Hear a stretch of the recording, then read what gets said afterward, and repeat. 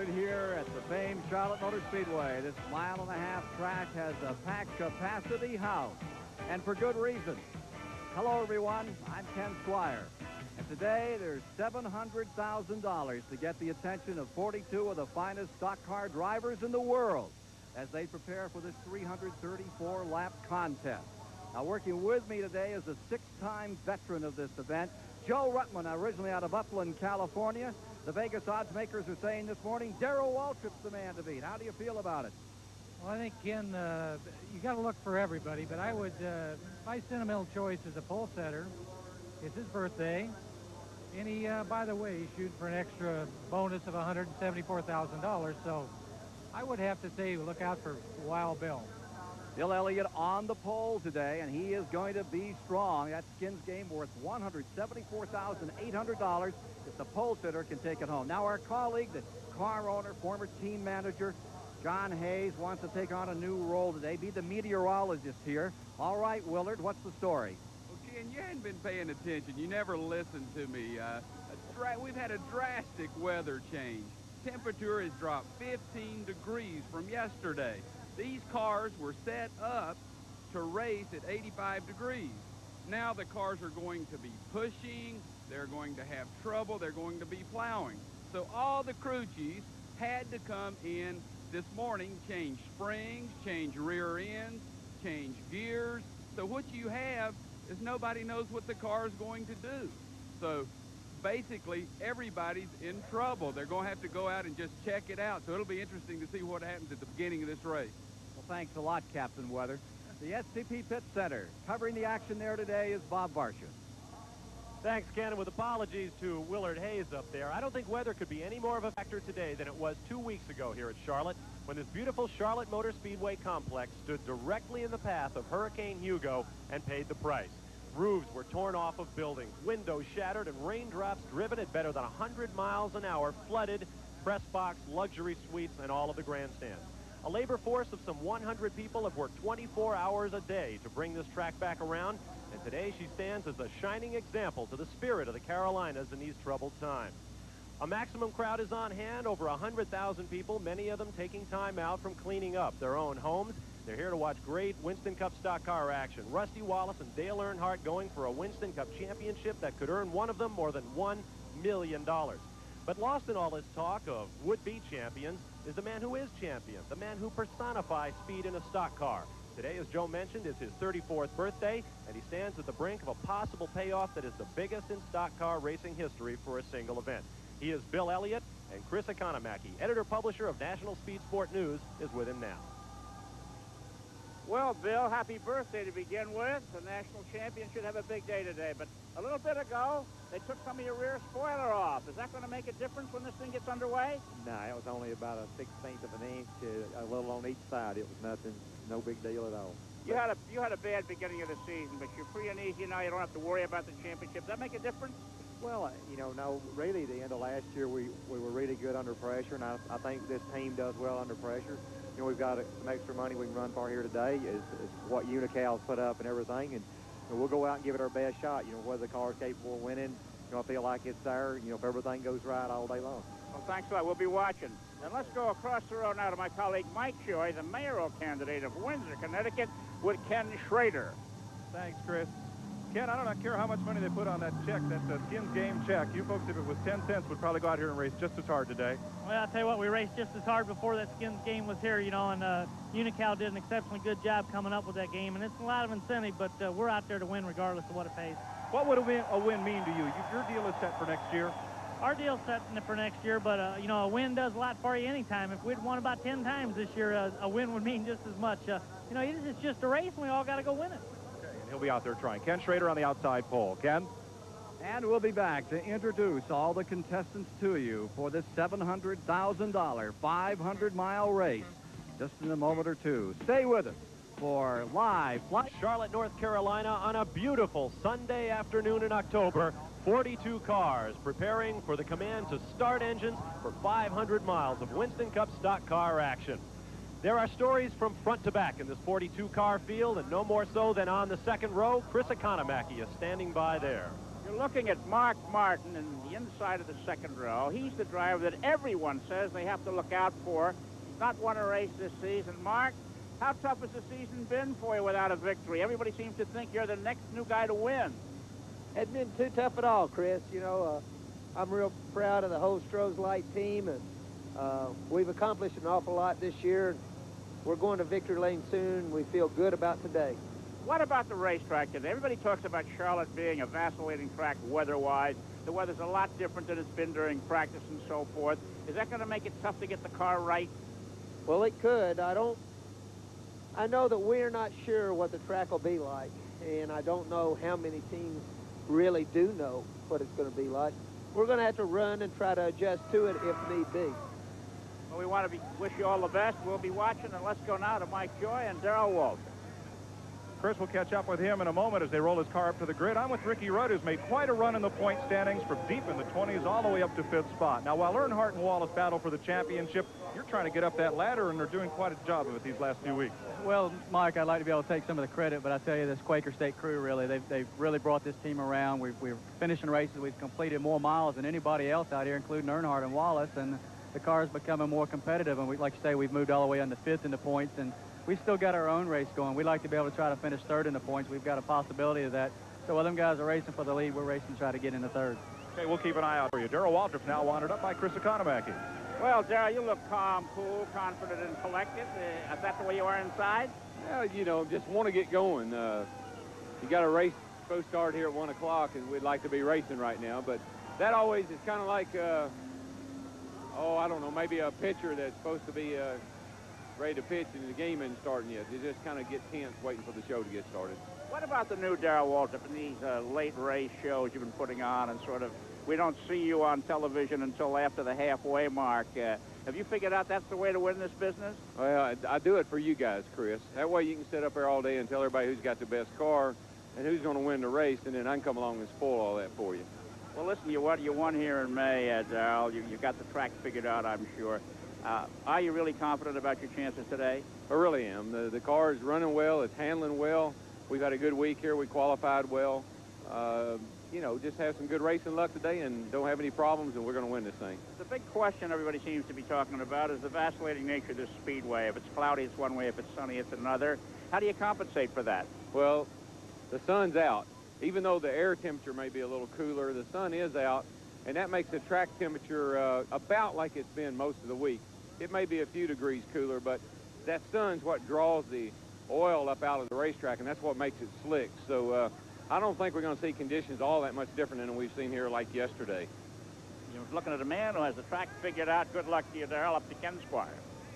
Well, you heard from Darrell Waltrip, John Hayes, what he had to say about the weather and the racetrack. I think Darrell's trying to hurt my credibility as a weatherman, but I'm going to tell you something. Let's watch this race start. Now, he's sitting in 1st, 2nd, 3rd place. Now, if that car goes backwards, let's go to the pits and say, what's happened, Jeff? And Jeff Hammond's going to say, well, the racetrack changed drastically due to the 15-degree drop in temperature. One thing that hasn't changed are the tremendous crowds, this gigantic throng that has gathered here. There was an immense crowd yesterday to see Robbie Moroso win the Grand National race, his 3rd straight win at Charlotte. What's it really take to win on this racetrack like that 21-year-old youngster did yesterday, Joe? It takes a lot of things, Ken, and one of the things that he does have is tremendous equipment, and it's the same as it goes in today's race. The teams that totally are the best teams are the ones that's going to survive this 500 miles and are going to surface to the top. Preparation being the key. Well, the preparations for today's race included a stunt show, and it's run just a tad late, so we have a slight hold before they send the field off. Let's take a look at one of the stunts we saw. Here is a world record leap, in quotation marks, by an ice cream truck. Here it comes.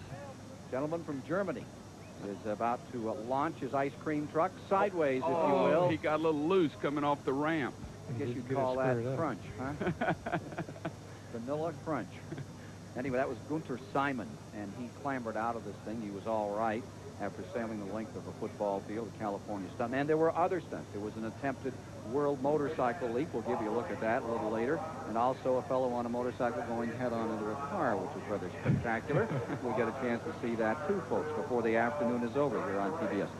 The field is continuing to line up on pit road, coming down out of turn 4, and we'll introduce those drivers to you in today's race after these messages. Annual All-Pro 500 at the Charlotte Motor Speedway here on WTBS today.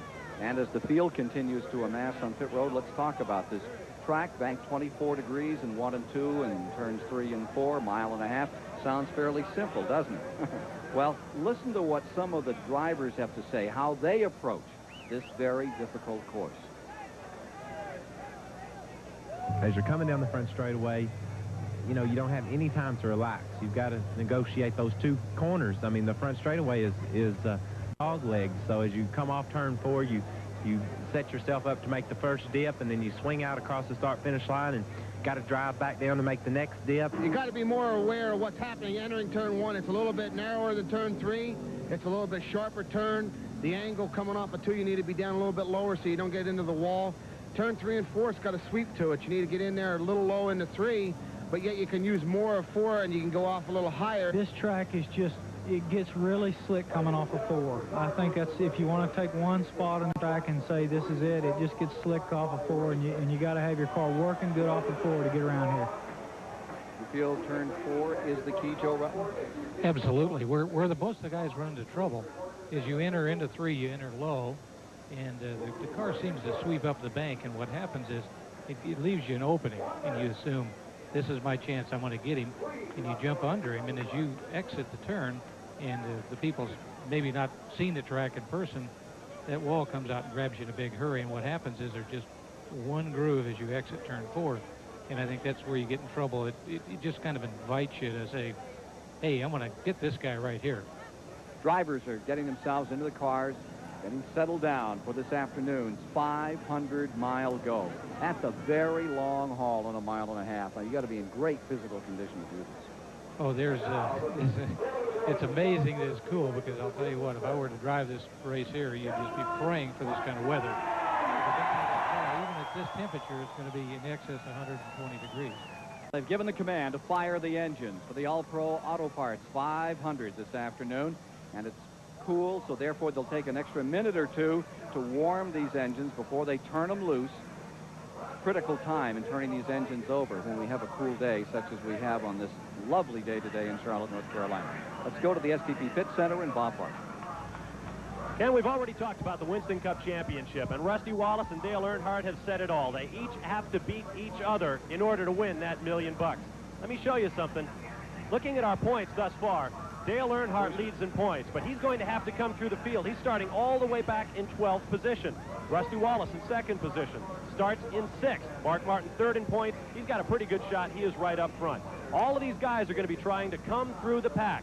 And the people at True Value Hardware have put together a special program to give them even more incentive to do it. It's called the True Value Hard Charge Reward. Here's how it works. Each lap is scored 5 points for the leader, 4 for 2nd, 3 for 3rd, 2 for 4th, 1 for 5th. Guy who runs up the most points in the race will split $5,000 with the 4 men behind him. And at the year end, the guy who runs up the most points will collect $50,000. And here's the way the points stand right now. Rusty Wallace leading by just about 600 points over Dale Earnhardt. No surprise there. These guys have led most of the laps all year long. Ken Schrader still has a shot at that 50 grand, but he, Mark Martin, Darrell Waltrip, all are going to have to make some time. 200 laps here is worth 1,000 points, so you see how much consistency it's going to take to win the True Value Hard Charger Award. We'll be keeping track of those points throughout the race, see who picks up a quick $1,500 today and a possible 50 grand payday at year end. The True Value Hard Charger Award. As Ken mentioned, the engines are started. We're about to set this field of 42 on its pace lap. We'll take a quick time out and bring you back live to Charlotte Motor Speedway here on TBS. Stay with us. All-Pro Auto Parts 500, and let's take a look at the starting lineup for this afternoon's action. The man on the pole, Bill Elliott, the 84 and 87 champion here, celebrating his 34th birthday today. Car number 9. On the outside is Ken Schrader of Benton, Missouri. That Rick Hendrick Chevy. Then going to row number 2, Mark Martin is there looking for his first win. And then beside him comes Darrell Waltrip, the 81 winner in car number 17. For row 3 today, Davey Allison is there. And with him comes Rusty Wallace, who's in that big battle for the championship. In row 4 this afternoon, We'll see Alan Kowicki on the inside from Greenfield, Wisconsin. And alongside of Kowicki comes Rick Wilson in car number 4, his Oldsmobile. In row number 5 today, it's Derek Cope out of Spanaway, Washington. Great qualifier. He was 9th. And beside him in the outside position of row 5 is Jeff Bodine, another Hendrick car. Row 6 this afternoon, Sterling Marlin in his Oldsmobile. And outside of row 6, the man seeking his 4th Winston Cup championship, it's Dale Earnhardt, cinched up and ready to go, the 80 and 86 winner of this event. Looking further back in the field, going to row 7, there you have Brett Bodine and Michael Waltrip. In row 8 this afternoon, Harry Gant and Ricky Rudd. For row 9, it's Morgan Shepherd and Terry Labonte. In row 10, Tommy Ellis and Lake Speed. Row 11 is Brad Teague and Bobby Hillen. For row 12 today, Hut Strickland, the rookie, and Jimmy Means. In row 13, it's Ernie Irvan and Dick Trickle out of the Midwest. Row 14 is Richard Petty and Larry Pearson. For row 15, it's Dale Jarrett, who had a great race yesterday, and Rick Max. Row 16 is Rodney Combs and Greg Sachs. In row 17, it's Kyle Petty and Jimmy Spencer. Going in row 18, Mickey Gibbs and Eddie Bierswale. Row 19 today, that's the Sauter Reagan outfit. Back there in row 19, and row 20 is Jerry O'Neill and Richard Bickle as they come down. The 21st row provisional starters are Phil Parsons and Dave Marcus. And we're about to get this one underway. Coming to the line, pace car is in. Bill Elliott has the Ford on the point, and beside it the Chevrolet as they go into turn number 1. 42 starters, $700,000 at stake. We have 3 onboard cameras for your coverage today, with Phil Parsons in the Crown car, with Mark Martin coming out of 3rd spot in this afternoon's race, and Tommy Ellis driving the Wood Brothers number 21. Ken Schrader's going right after him, and he's working on the top. He knows that all these cars are lined up underneath, and if he can't get by, a bunch of cars could get by him, so he's really fighting Elliott on the first lap. They're all racing door to door. Elliott leads by a foot. And here's Mark Martin, your 3rd place car, pulling right up on Bill Elliott as they go down to turn number 1. On the outside, Darrell Waltrip in the 17. Here comes Elliott back on the inside. Back straightaway. Still in the same order as they were launched. Waltrip starting that 4th position, now draws a beat, goes up into 3rd. Rusty Wallace in the 27, the white and green car, getting under Mark Martin, who's way wide, going up through turn 4. And 2 laps complete, and it's still pretty much even. This time across the line, Schrader in the Chevrolet, just barely in front of Elliott. They're racing just as hard if there were 3 laps to go. You surprised the pace they're setting out here, Joe? It's just amazing that they be battling for the lead. I don't see any reason for them to be concerned to be number 1 at this point. Bragging right. Here comes Elliott down on the inside, the pride of Dawsonville, Georgia, low on the track. And here comes Wallace into it in that 27 car pulling up into 4th. Mark Martin dropping back into 5th. From Mark Martin's vantage point, going into turn number 1, right behind Wallace. He scoots down to the bottom of the racetrack. A little contact up in front there as Bill Elliott slides into the side of 17 and Waltrip in turn 4. Oh, there comes 3 wide. Rusty's coming, folks, and watch him go under Darrell. Watch him try to force Darrell up. Darrell's strong there, but watch Rusty try to work Darrell and try to push him up and beat him through here. Scenes from the Winston back in May. Here they are, back to the line. And uneven. I love it. I love it. I mean, it's like we never left. It's the same 2 guys that are right there door to door. And Rusty's not going to give an inch. Watch. See how good Darrell, he's working up good, but Rusty is going to hammer and hammer, and everybody just has to wait and see what happens. And the 25 car's getting a drive away with Kenny Schrader. Schrader indeed on the move, and he gets about a 10-car length advantage into turn number 3. Last lap at 166 mile an hour average, and that's surprising. The pace that they're setting at this point in the race is amazingly fast, and they need to get in line or they're going to let Schrader get away from him. That's what Waltrip's trying to do, and Wallace won't let go. He stays down on the inside. There you see Elliott right behind him. The Fords are matched up side by side, and there goes Wallace into 2nd place, bottom of the racetrack. It's live here on WTBS. It's Wallace contending for the championship.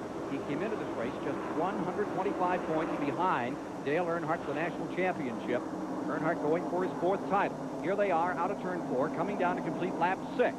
On the point is Schrader. In 2nd is Wallace.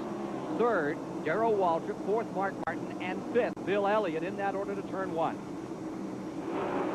Just before the start of the race, I asked Ken Schrader the fact that they'd taken a quarter an inch off his rear spoiler, what difference it would mean. He said, did they take off my spoiler? I didn't know about that. It looks like it doesn't mean a thing for Ken Schrader right now. Yeah. Well, Richard Broom and Dennis Conner might be a little concerned out there, but certainly not Schrader the way he's running. However, he's being overhauled. Here comes that Chevrolet and the Pontiac chasing him down in the main straightaway. Here is Wallace moving in on Schrader. Waltrip lies third.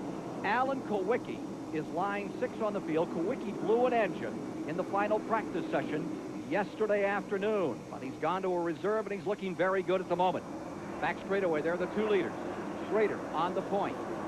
And here's Wallace challenging. And look at Martin. He had to move on Elliott. Elliott goes back around him on the outside. That's for fourth. Back to the lead. You'd think it was a 25-lap sprint race. The last 10 in the Winston, the way they're going at it. Well, these are two old Missouri boys, one from Fenton, one from St. Louis. And isn't there something they say about people from Missouri? Here is Wallace. Too stubborn to tame, I think. Yeah, I don't think he can handle them, so both those old boys just going to lock horns and get after it. Meanwhile, back a little further, the scramble for third. On the outside, Waltrip gets pinned by car number 9. Bill Elliott down on the inside for third. Waltrip falling to fourth. Mark Martin is in fifth. In the main straightaway, Wallace is your leader. Schrader in second. Holding sixth, Kowicki. Seventh is Wilson. And up to eighth has come the man in black. Earnhardt is on the move. Going in the ninth position now is Sterling Marlin. In 10th is Brett Bodine, who's pulled by 3 cars. He's just taken Cope, and he's taken Jeff Bodine and Davey Allison. Look at this struggle going on. The 17 and the 6. The 6 is the Ford Thunderbird from Roush Racing. Out of Detroit, Mark Martin at the wheel, and here's Waltrip in that Jeff Hammond prepared car, fading to the outside. Great battle. And Wilson right behind him in the 4 had a terrible crash yesterday. Right here in the main straightaway, wipes out his Grand National car. The number 75 was destroyed. And, of course, he still has a couple of very sore feet. Here is Wilson, who broke his foot, broke 2 feet, some toes, up at Richmond, Virginia, the last time we were with you on WTBS in that savage crash with Butch Miller. On the move, Wilson gaining some ground, back with the leaders. Coming by to get another lap. He wants to lead. He, Wallace, in the 27, as many laps as he can. See if he can get that bonus of 5 points. It could count at the end of this race and the end of this season. Rusty Wallace out in front despite all the pressure for $1 million for winning the championship. Are you still having any fun out there, Rusty? We're having a lot of fun. There's no pressure. Everything's cool. I just want to win and do it my way, and that's what it's all about. Well, Rusty Wallace is one of the loosest guys you'll ever meet in your life. I really don't think he does feel pressure. He feels more comfortable in that race car than any place in society you could put him in. He just loves it. Of course, he felt a little pressure. A fellow named Earl Earnhardt on another occasion put sardines under his seat. That day he felt a lot of pressure. On the back straightaway, Earnhardt looks like he may be slowing down. Here's the 2 leaders, and Earnhardt coming off the pace in car number 3. The Richard Childress prepared car. Remember, this is the #1 car going for $1 million at the end of the season. Has a 125-point advantage over Rusty Wallace coming into this race. And in lap 13, he's in trouble. You're watching it live here on WTBS. Earnhardt coming in. See Cecil Gordon holding the sign out there for him as he brings car number 3 to a halt. And they're not going over there with tires and everything. Chris Economaki's there. We're looking and they're talking to Dale Earnhardt. Apparently there's a problem that requires discussion, and the hood is coming up. The championship is at stake, and this is a tough blow for Dale Earnhardt this early in the competition. They're having trouble getting the hood open because it's taped shut for aerodynamic reasons. There's the... I don't know it yet, but there's a lot of people looking and wondering. He's gone a lap down, Chris. Work continuing on the Childress prepared good wrench car number 3. It appears to me they're getting ready to work in the distributor area, which indicates that he lost all the ignition in the engine, and they have to remove the air cleaner, and there's an air duct that flows the air back to the carburetor, and they have to remove those 2 items to get to the distributor. 24 hours ago on this track, 21-year-old Robbie Moroso lay 3rd in the points behind Tommy Houston and Tommy Ellis, coming in as they get ready to conclude their $4 million series. They have 2 races left.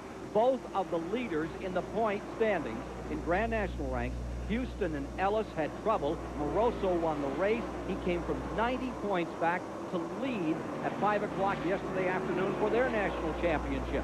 It can happen. We may be seeing it happen here. About to go another lap down is Earnhardt at number 3. They continue to work on the car as Wallace shoots across the line with 16 laps complete. There you see Schrader still in that second spot.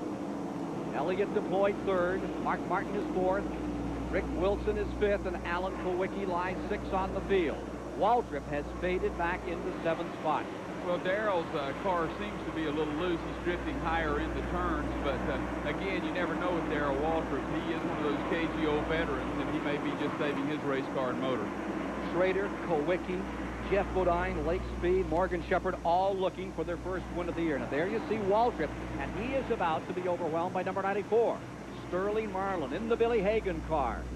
Billy Hagan's been in the hospital here, being very careful with himself. I remember he crashed at Charlotte several years ago, finally had an operation to try to fix that.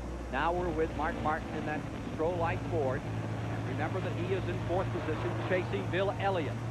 Right behind Elliott in 3rd spot as they come into the main straightaway. And I'd like to ask Joe a question. Joe, they always said Charlotte was a Ford racetrack. What do they mean Charlotte's a Ford racetrack? Well, Johnny, usually what happens is the engine characteristics of the torque, and there's a lot of pulling around this corner and getting around these corners and getting off the corners. And Ford seemed to be a dominant factor with a lot of torque, and that's the reason why they dominated on this particular speedway. They sure did with the Wood brothers for a lot of years. Well, here they are, and you're watching from 4th, the 3rd place car, Bill Elliott. And remember, we've seen him fly to victory on this racetrack. Let's go back up to the lead again as you're watching Bill Elliott, the 84 and 87 winner from Mark Martin's viewpoint. Here is the leader, Rusty Wallace, and I believe Mike Joy is down there with his crew chief. Barry Dodson is crew chief for Rusty Wallace. Rusty, if Dale Earnhardt's out of this race, how does it change the way you attack these 500 miles? It changes it a lot, Mike. This is a long race. Something could happen to us, too. We just need to try to prevent that. Will you run just as hard with Earnhardt out of the race? No. Wallace continuing to lead, and now it appears that the car number 3 may go back behind the wall. Ken, I love Barry Dodson said absolutely not. He will not drive as hard as he is leading the race, pulling away. Now, I don't know how you can drive any harder than being in front and pull on away. And I think Barry Dodson would say, take it easy, but I don't think Rusty Wallace has that mentality. He'd like to lap the field and win the race. He's not chasing the point championship alone. He wants to win here. Well, here he is dominating the early going. There are now 21 of 334 laps complete as Wallace continues to roll, and now going 4-5 laps down is Earnhardt, and you're with them as they push the car back behind the wall, and they're going back toward the garage area. They're not just back behind the pit wall. They're continuing to push that machine back. It is a major malfunction. You can be sure they're going to try to get him back out here with $1 million on the platter. The only thing I could assume that would be taking place with the car if they had broke a camshaft, which drives the distributor, which would put the fire right out because it did not explode, because normally you have a problem with oil on the track. There are the 2 leaders, and here's the battle for 3rd. There you see number 9 Elliott, number 1 Martin, and here comes Rick Wilson into it back there in that 5th spot.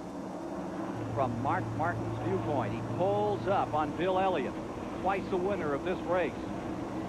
Well, this would be a good place to see if the Oldsmobile that Rick Wilson's driving is done well in, and it seems to be able to hang with the Fords no problem. A Pontiac's leading, a Chevrolet second, Fords, Oldsmobiles.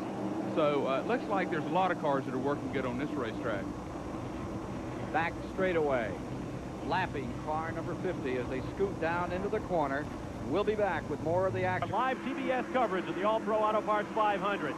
Right now, Rusty Wallace is the leader in the race, and here's how he got there, by turning in a lap at 167.29 miles an hour. How do we know so precisely? We're timing him on our Timex Speed Track computer. This little baby allows you to program in the length of the racetrack. Instantaneously, you know not only how fast your guy went, but how long it took him to get around the track.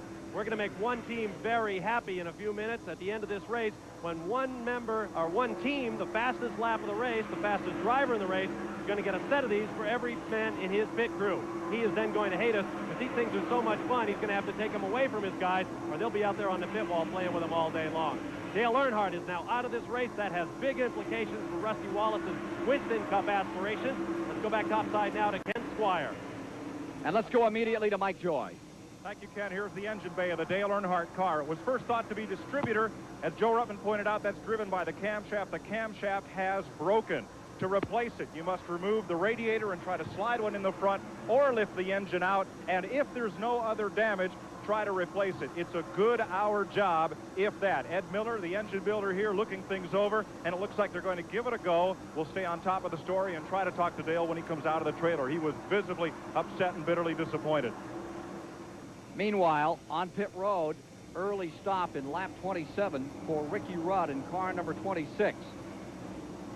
Rick Wilson has gone back to the garage area. There you see it. He came off the pace going into turn number 3, coasted down pit road. It looks terminal on car number 4, the Kodak car. I would say the 4 car apparently is out of the race. In other words, they made no attempt to work on the car, which I think Dale can fix their car, but it's going to take them an hour to 2 hours to do it. But in the point standings, they're going to get her going if they possibly can.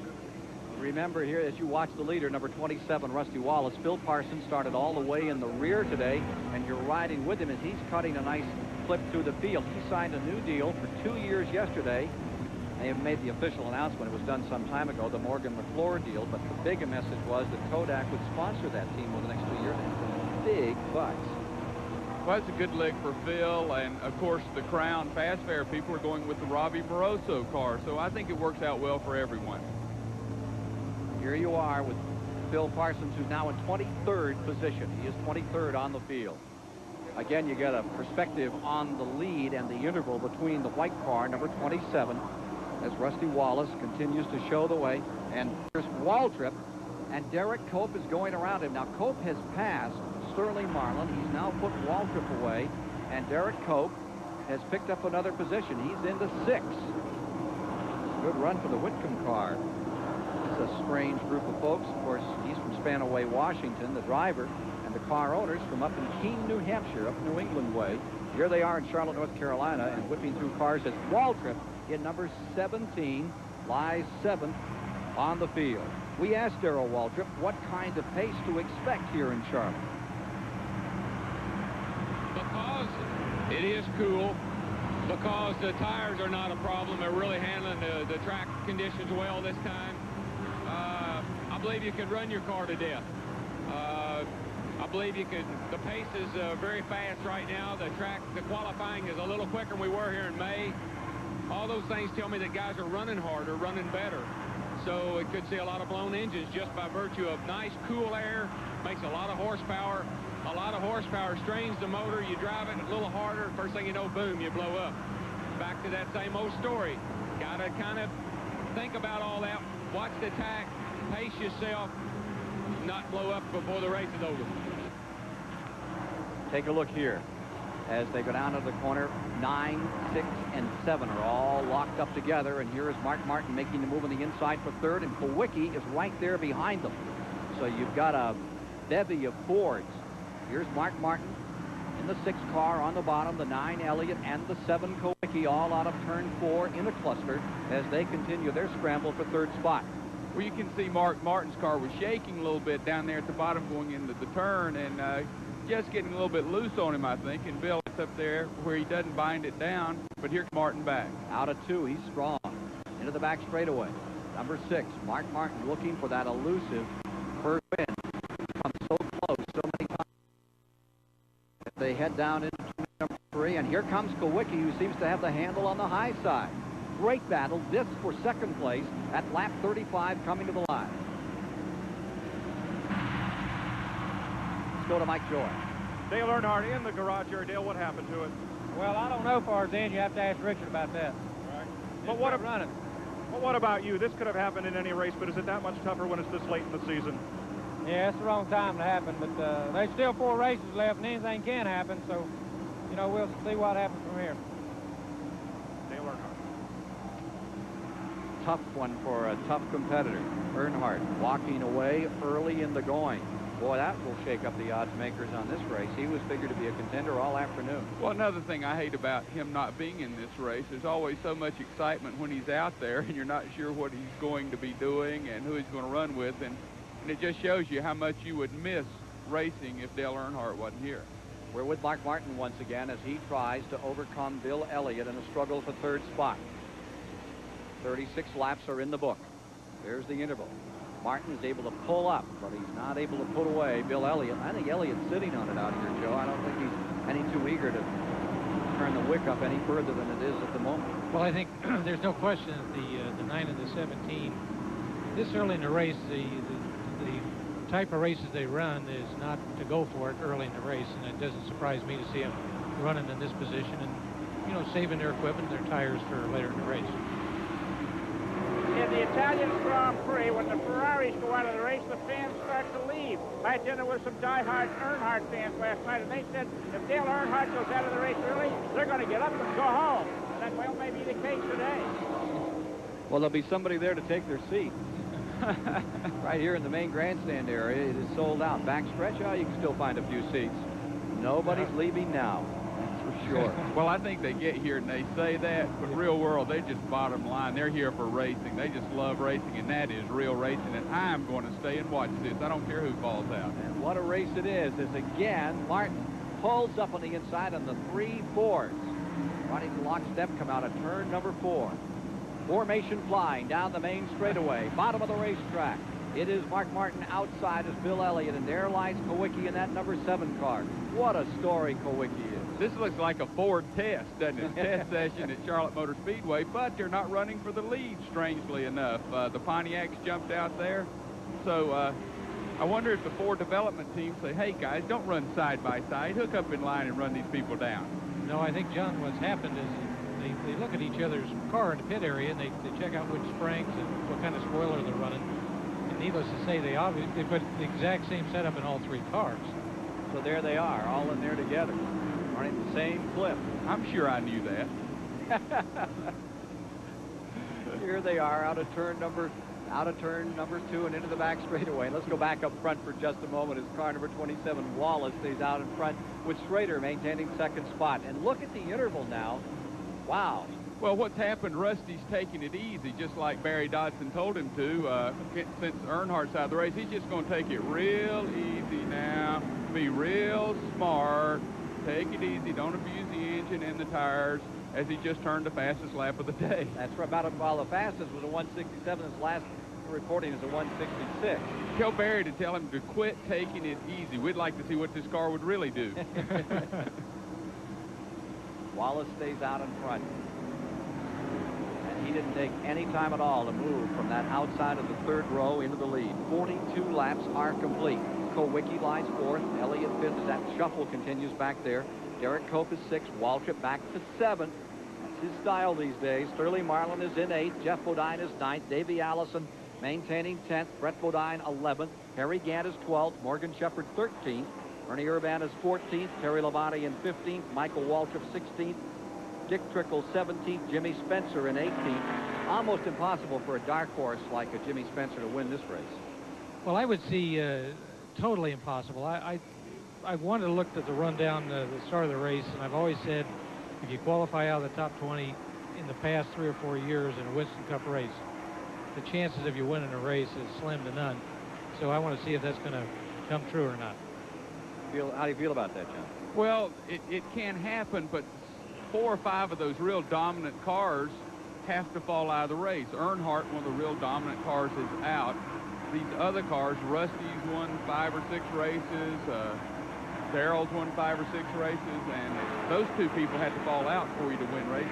But the winner from the furthest back in this race was in 1983, and it was Richard Petty, car number 43, as you see here, fighting his way up through the field. He had a pretty good qualifying run out here the other day. Richard Petty is currently 22nd on the field. He had a great run going in the top 10 up at Martinsville, and the engine expired. I believe he was running in 8th, didn't you tell me? Yes, he was. He had a great run, and they're doing a lot of development. They brought some new people in, and Richard told us yesterday that he's really optimistic, and They're trying new stuff, and some of it's not working, but they're trying. They're on a learning curve, but they think they will be competitive. There's Petty in the number 43. On a track which he's made his mark on. He was a former winner here. 75, 83, 200 wins in all, and just loves to race. That's not really that bad, 200 Winston Cup wins. That's not that bad, really. No, wait a minute. I got to give a call to Dale Lindman, because I think if I had him on my team, I could have won one or two anyway. Caution free thus far. 46 laps are officially complete.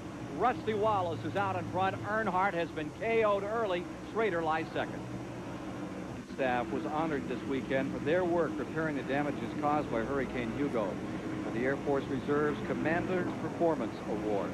Here's Colonel John Batby, Jr., commander of the 916 Air Refueling Group.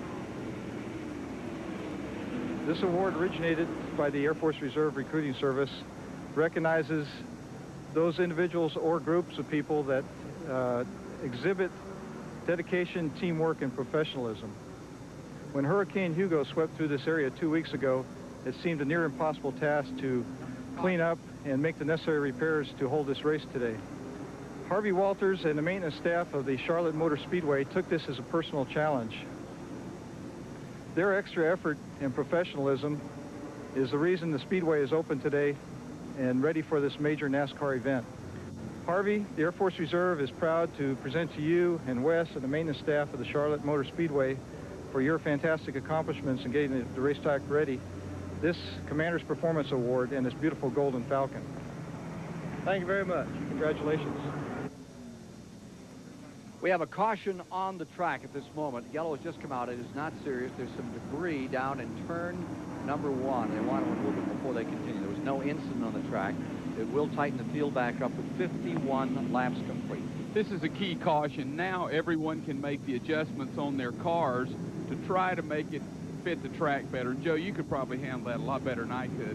What kind of adjustments would they make?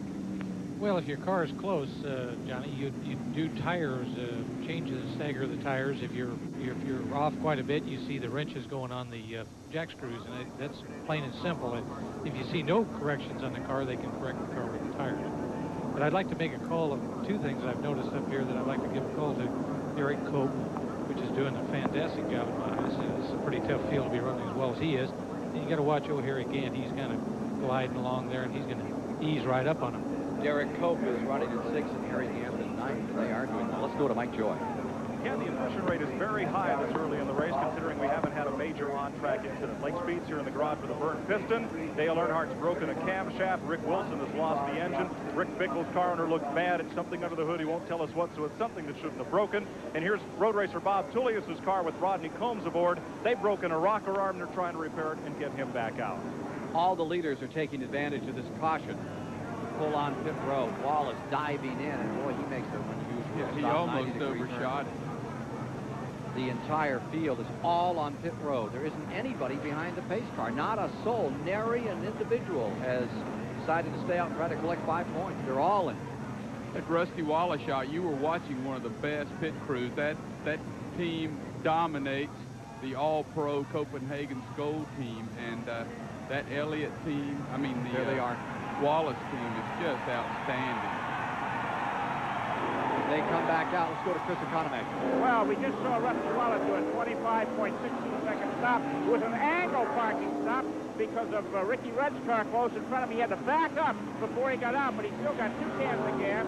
Tires on both sides of the car in under 27 seconds. We'll see what that does to him on the track, Ken.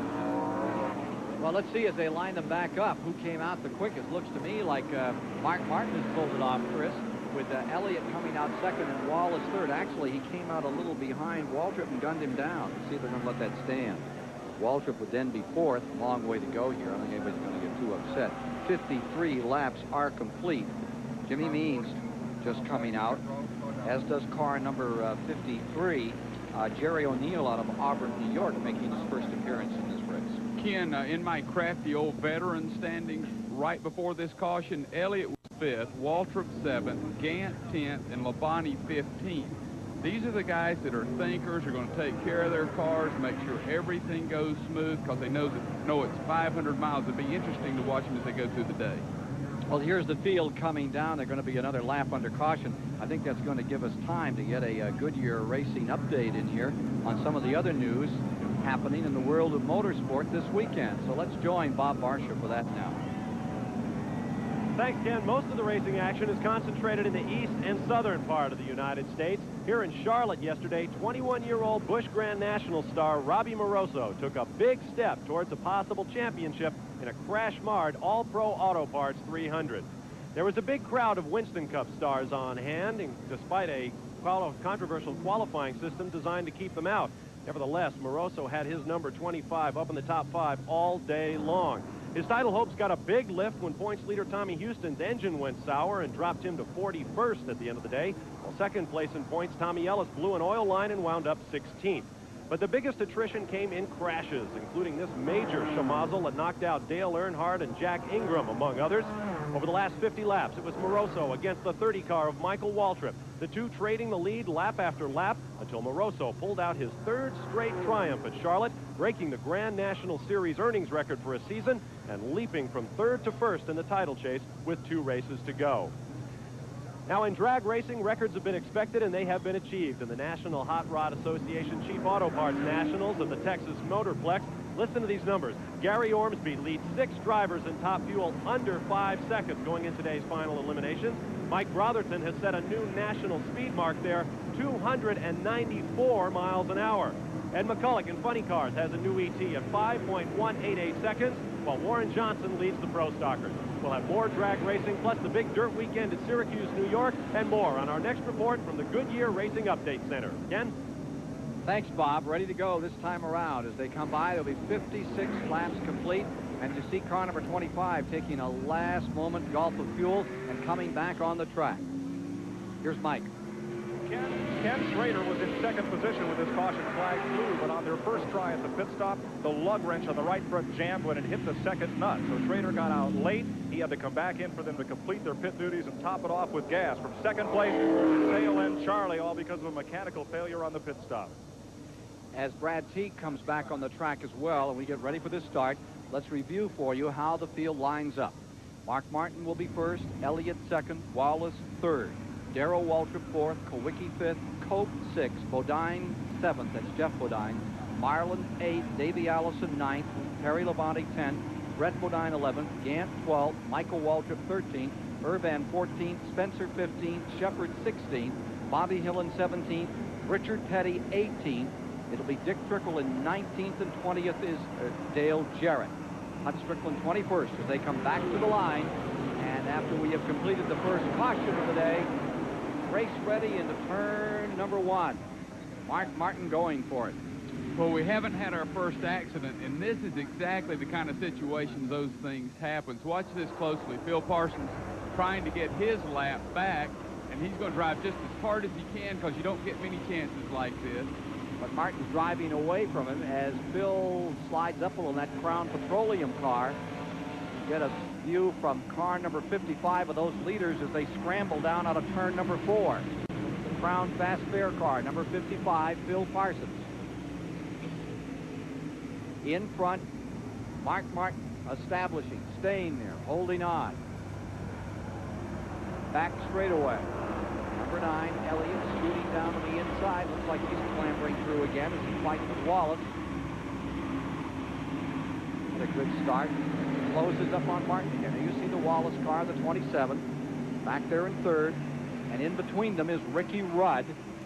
He made a pit stop that took some time and is being shown a lap down. Rudd in the Kenny Bernstein car.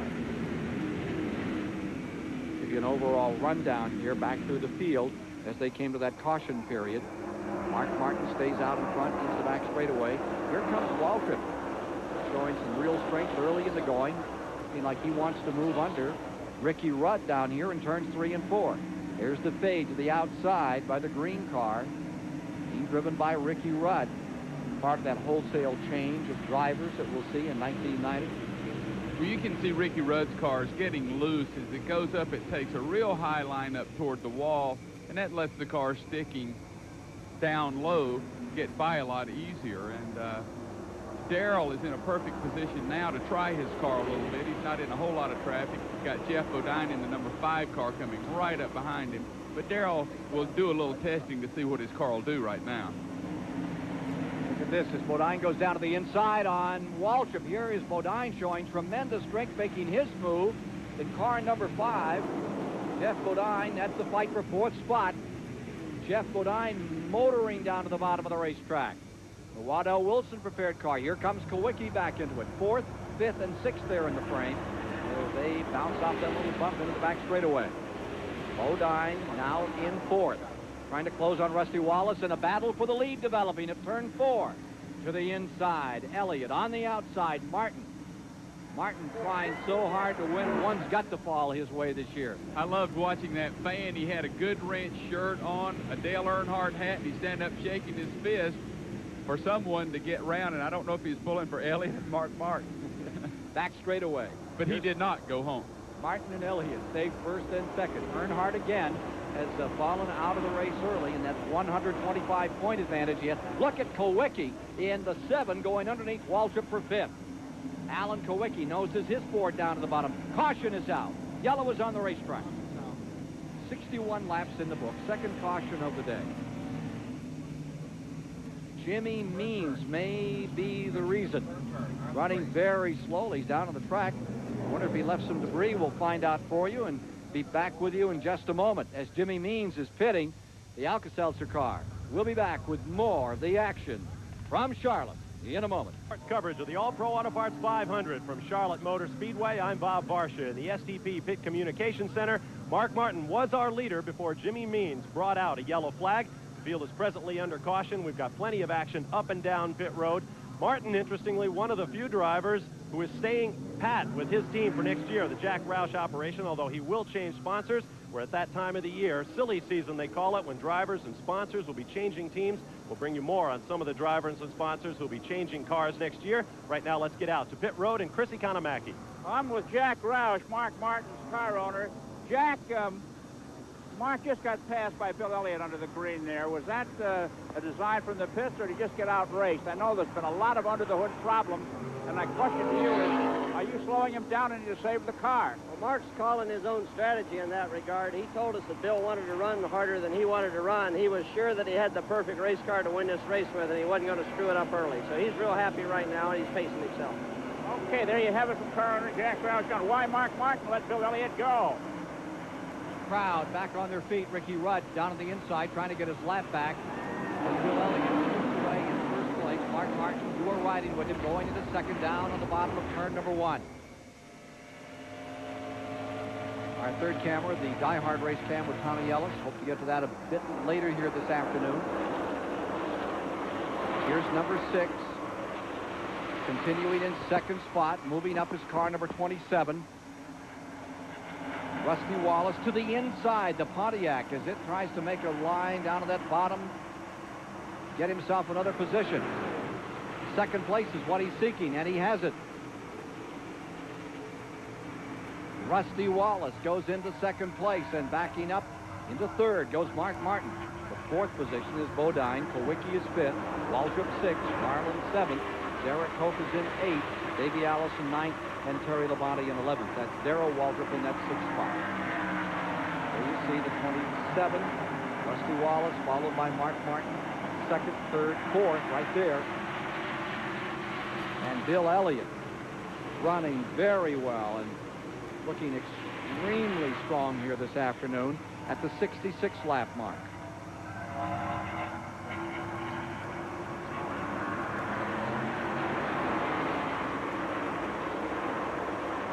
Here's Bill Elliott approaching turn 3 as Rodney Combs has made a pit stop and come back out again in his machine. Elliott in front, and here's the interval, 1st to 2nd.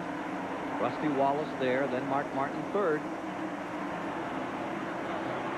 It is a perfect day for racing in Charlotte, North Carolina. You're watching it live on WTBS with Joe Rutland and Johnny Hayes. I'm Ken Squire at the STP Pit Center. Bob Barsha, Chris Economaki, and Mike Joy. Pit side. The All-Pro Auto Parts 500. Bill Elliott trying to score again. Ken, I think Jack Roush's statement may be a key statement of the day. He said that his driver, thinks he has a car that's perfect that can win the race. And his riding along will take care of it and not abuse it. And he sure can hang with anybody he wants to, and this could be Mark Martin's day. To update you, the caution that was thrown, second one of the day, was for Jimmy Means, number 52. It was smoking and dropping some oil. We wanted to take a look at the racetrack. Jimmy Means' car, the reason for that second caution of the day. 168 mile per hour average on that lead car. Bill Elliott seems very intent on taking that giant prize in that skins game this afternoon, about $175,000 if he can win it after sitting on the pole, the 37th pole of his career. Look at him flying into turn one, Joe. Well, he's doing a super job, and one of the things you bring to the spectators that maybe the racer could bring to the view is as the new tires are on the cars, as they are now, the cars tend to run low on the speedway, and as you get further into the run on a pit stop, the cars tend to go up the bank more. And the reason for that is the heat in the tires, and as later on in the day that the track conditions will force them to run higher and higher. That last lap was 168 miles an hour, so that means those tires are plenty fresh, and he's willing to use them up. Bill Elliott in car number 9. He's out there talking to Ernie Elliott, and I'm not sure who the spotter is on that car. I believe it's his pilot usually. And number 5, Bodine, looks like he's off the pace going into turn number 3. Here's that leader, number 9, Elliott, in the second place. Car number 27, Rusty Wallace in the third spot. Mark Martin in fourth had been Bodine, and he is now coming onto pit road. Kowicki's going to pull up into fourth. Sterling Marlin comes into fifth. Going up into sixth goes Derek Cope. Waltrip into seventh. And here is Bodine bringing his car to a rest. Number 5, it looks like a tire problem on Jeff Bodine's car that was running up there with the leaders. Right side rubber, changing both of them and back underway. Trying to get out and not lose a lap as he comes to speed. Elliott's coming down out of turn number 4. Remember, Ken, he has to stay below the white line all the way around, so he can't generate the speed he would like to and blend in on the backstretch. So he's going to go down a lap. In the old days, you could just jump right up on the racetrack and go for it, and he would not have lost a lap. But that was put in for a safety factor, and I think it's a good rule. Well, cars have a tendency to jump out in front of you, and you run 180 miles an hour. Some fella comes out of the pits at 100 miles an hour, and all of a sudden you've got a rear-end collision that, Whoa, he's coming back in. That didn't solve the problem. He must have had a vibration, and they're probably going to have to change inside tires now. One of the things, Johnny, that I've noticed is further back in the fact that the fastest car on the racetrack right at the present time is the 25 car of Ken Schrader's, and he's made a tremendous amount of headway from starting dead last on the restart of that race. So he's real concerned about getting back up to that lead pack. There is Schrader in the number 25, who is being shown currently running in 17th position. And again, here comes Bodine out, and he has to pinch that car below the line. He's gone a couple of laps down. Schrader attacking. Here he is moving through traffic, fighting his way up through this field, making a move on Dave Marcus at the line. And Schrader has come from dead last in this spot, and that tells you he's passing some good race cars. He's right up almost to Harry Gant and some of those people that have good race cars, Terry Labonte. So, in fact, he's that much stronger than everyone else. And he's closing up on Morgan Shepherd. It's amazing that watching someone come from the rear of the field, it shows a tremendous race car underneath you to have that kind of a capacity to do that. Meanwhile, in front, it's Bill Elliott in car number 9. How about it, Bill? How important is your radio out there as we go through this race? The radio is the most critical thing you've got in your race car. You know, as far as information of what's going on the racetrack, plus how you're running, plus communicating what you need to try to do to the race car to make it better, or if somebody else is running good, what you feel like you need to change to beat them at the end of the day. Doesn't have to change much right now. Just running flawlessly. The Ernie Elliott prepared car. Here it is, smoothly attacking this mile-and-a-half track as he goes for this tremendous bonus today of $174,800. And the skins game, Unocal folks put up like $7,600 a race until someone wins the race as well as the pole. Taking the 37th pole of his career was Bill Elliott. Starting on his 34th birthday, he's trying to win this 500. Once again, here he is in the main straightaway, seeking his second win here in this event, and looking right now as if he's going to be the man to match anyone this afternoon. Joe Rutland was saying before the race he thought he was the guy to beat. Ken, back to something Darrell Waltrip said earlier. He said it's a beautiful, clear day, and it's bringing the heat out of the asphalt, so it will not change. Well, you notice the clouds are building real strong, and it is going to make it cooler. And this situation happened to me when I was a car owner. Beanie Parsons had about lapped the field here in my car one year, 2 car lengths from lapping Bill Elliott. The sun came out, Bill Elliott lapped us. That's how much it changes with just the clouds or sunshine. So this thing can change real quick. And it's almost a complete cloud cover. We have 79 laps complete. We've had 2 cautions, but not any serious incidents yet here in the running of the All-Pro 500. Live TBS sports coverage of the All-Pro Auto Parts 500 Winston Cup event here at Charlotte. I'm Bob Barsha, and here in our STP Pit Communications Center, I'd like to put a period on Dale Earnhardt's day. The 3-time Winston Cup champ broke after just a handful of laps here today. He came in with just a 75-point lead in the Winston Cup standings over Rusty Wallace, who is running in the top 5 right now.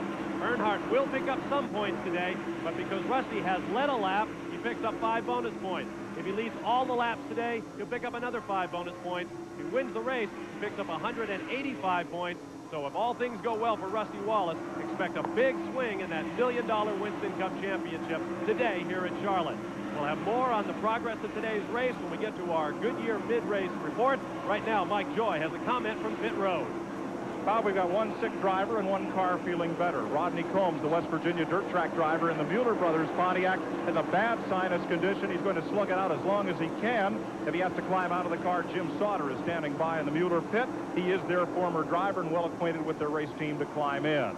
Kyle Petty's car early on in the race appeared to drop a cylinder, perplexing Gary Nelson and his team. On the pit stop under caution, they replaced the offending spark plug wire, and though Kyle is a lap down, he's now punching it out on all 8 cylinders and could still have a good showing today. Ken Squire? Thanks for that update. Up in front, Bill Elliott is getting some pressure now from Rusty Wallace in the battle for the lead with 86 laps complete. Martin lies 3rd, Kulwicki 4th, Sterling Marlin 5th, and Derek Cope is having just an astronomical start. He's up to 6th position. A track that has not favored Derek Cope. He had a bad crash here a couple of years ago in turn number 2, and he just got in a little too hot. Today, he has been flawless in the Winston car. In the 7th spot is Davey Allison, and 8th, well, here comes Harry Gant. 9th lies Waltrip, 10th lies Schrader, and 11th is Terry Labonte. Let's take a look at that car in running in the 6th position. Here's Derek Cope, who is maintaining a very steady 6th spot out here, Joe. Well, I guess it's hard for the fans to realize how difficult in the field of cars such as assembled here today to run in the top 5 or 6 cars in this stage of the race. He is doing a fantastic job. It appeared to me he was running a little higher line this early in the race than you'd hope the car would run, but nevertheless, he's doing a tremendous job, and he needs a giant pat on the back. He's doing a fabulous job. Well, Derek Cope, again, you just can't do this, but Derek Cope's been we got running. a car in the wall. Down at turn number 4, spinning, looping, coming to a stop. It's Jerry O'Neill. In his first performance in this race, car comes to a halt. It has taken the wall out of 4, spun twice, and there it lies. Apparently, it appears that he may have had a tire cut. We'll see what the story is on that with 88 laps complete. He took a pretty good hit. Looks like he's moving around inside the cockpit. Jerry O'Neill in car number 53. Turn 4 is where it's happened at lap 88. The Auburn, New York driver getting in the wall in his Oldsmobile. Now it lies about 400 feet from the finish line. That one looks finished today for sure. Yeah, that's not his father's Oldsmobile. He won't give that one to anyone. 90 laps complete next time by. With Elliott first, Wallace second, Martin third. So the safety crews are on site. We'll take a break for a moment and then be back with more on WTVS of our live coverage of Jerry O'Neill's Oldsmobile car number 53 being towed back to the garage area. And let's look and replay at what happened to O'Neill at turn 4. Just tagged the wall, car spun around. He may have cut a tire down there, Joe. I would say, from the looks of things, he probably lost the right rear tire, run over some debris, and the tire went down, and you're right up against the wall, and he didn't get a giant run at the wall, but it done a lot of damage to that Oldsmobile. And it has eliminated that car, brought out a caution, our third of the day at lap 88 was when that caution came out for O'Neill. He is okay. He walked away from the machine. Meanwhile, down in the pits, we had another wholesale pit stop taking place. Wallace was in. This is just a few moments ago.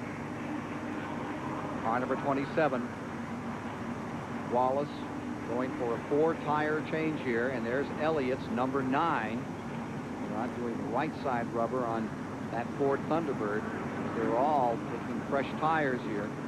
Back again with Wallace as they continue to get that scoot out of this racetrack in a real hurry. And as they now line up, when they came out, number 9 was able to get out there first. Bill Elliott will be the leader with Rusty Wallace in second. Mark Martin will be third. Chris Economack. I'm at Rusty Wallace's pit. The crowd here today may well be the largest in Charlotte Speedway history.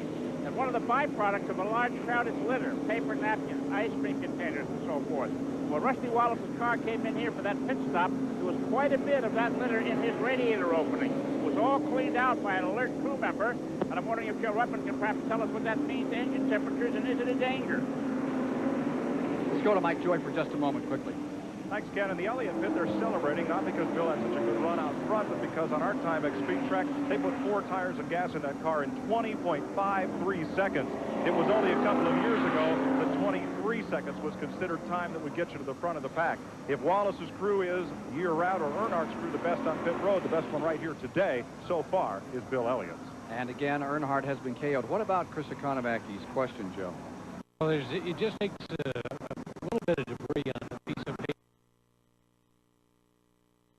They run about 190 degrees, and once the temperature, and that would cause the air restriction, and the temperature gets to 230 degrees, and it could put you out of the race. So it's real critical having any type of debris on the front of the car. 92 laps are complete as they come by with Elliott first, the 27 car, Wallace in second, Martin third, Sterling Marlin fourth. They get ready to go once again.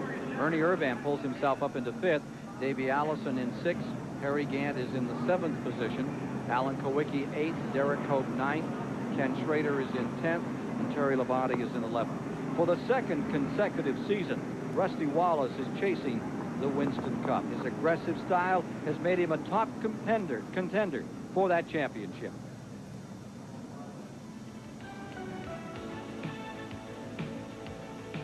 Someone once said that Rusty Wallace drives the way he talks, fast and without paying as much attention as he might to where he's going. It's a style less common than it once was in big league stock car racing, and it has helped rocket Wallace from promising journeyman to superstar in just 5 full seasons of Winston Cup competition. A year ago, Wallace closed the season with a rush, winning 4 of the last 5 races, but falling 24 points short of Bill Elliott for the championship. Afterward, Rusty criticized Elliott for racing conservatively to protect his points lead and vowed to lead every lap of every race in 1989. He's come close, tying Darrell Waltrip for most wins in '89 with 6 coming to Charlotte and doubling his '88 total of most laps led from 4 races to 8 with 5 still to run.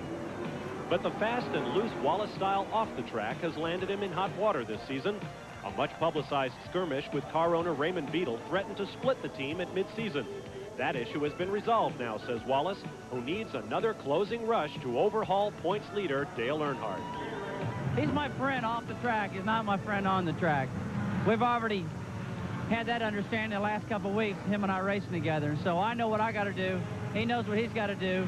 He's going to do it his way. I'm going to do it my way. And we're going to see what happens at the end. Well, you take a look at Rusty Wallace on the racetrack right now as we are under caution here at Charlotte Motor Speedway. Rusty has now slipped a notch in our Timex fastest lap competition. Recall earlier, Rusty at 167.29 miles an hour, 32.08 seconds. We would have gotten to you earlier, but Bill Elliott was turning laps so quickly that we couldn't keep track of his fastest lap. Right now, put Elliott at 170.50 miles an hour, 31.68 seconds. Remember, on our Timex Speed Track computer, Charlotte Motor Speedway is already in here in its 1.5-mile distance. All we do is time the driver. It tells us not only how long it took him to get around, but how quickly he's going. We know how fast they are before they know how fast. Fastest man in this race is going to pick up a box of these to distribute to his pit crew. Right now, Bill Elliott is the man on the fastest lap pole. Let's go back upstairs now to Ken Squire. He qualified at 174.081, one lap, and they're going to turn him loose here. 24 cars are now working lap number 96. Leading the 95th. 334 laps the distance in this 500-mile race. Track just a tad over a mile and a half. Great crowd is out. The weather is perfect. We've had 3 cautions to date. The most serious incident to date has just happened. Car number 53, Jerry O'Neill, Auburn, New York, in the wall in turn 4. He walked away. The other 2, debris on the speedway. 5 lead changes among 5 drivers thus far. Ken, do you realize that Bill Elliott's Timex lap there was qualified him in the top 20? That shows you how fast these guys are going, and that's unreal.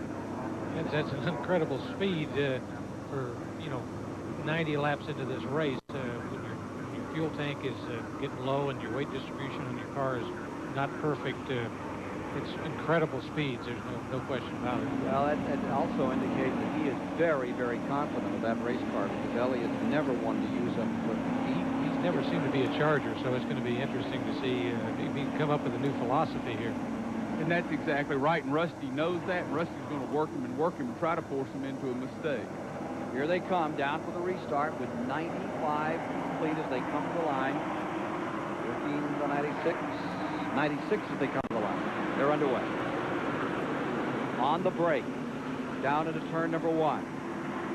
There you see Elliott, Ricky Rudd trying to get that lap back, and he gets cut off in that green car back in 3rd spot. He's a lap down. And 26 on the field. And back comes Mark Martin at the time. 3rd place runner in the Roush car. Jack Roush, boy, is he excited about next year. So we're still sorting, but we think we're ready to win. Down the main straightaway. Sun in your eyes doesn't help much either for 3 or 4 hours in the afternoon like this, right? You definitely see, sometimes being a race driver is not the most fun thing in the world, but I definitely enjoy it, and I'm sure these guys are having a great time. How much does that bother you? Here's Atlanta. There are certain tracks that absolutely, for a split second, you have absolutely no vision. So it is very, very, negative in some situations. Totally positive. Car number 9 at the moment. Elliott in front. Wallace in second. The great thing about Elliott, he's we just said he wouldn't punish a car, so that's how good the car is. He's just comfortably running there. And Rusty, he said earlier, hey, I want to lead every lap. He's having to work for it now. Jeff Bodine is running 3rd in this group, but he is a lap down the number 5 car. The actual 3rd place car is number 6, Mark Martin. Sterling Marlin in 4th. They come around. Marlin's having a terrific run, and Marlin is beginning to show some more strength. He's closing up on the number 6 car. Sterling Marlin and his Oldsmobile moving in.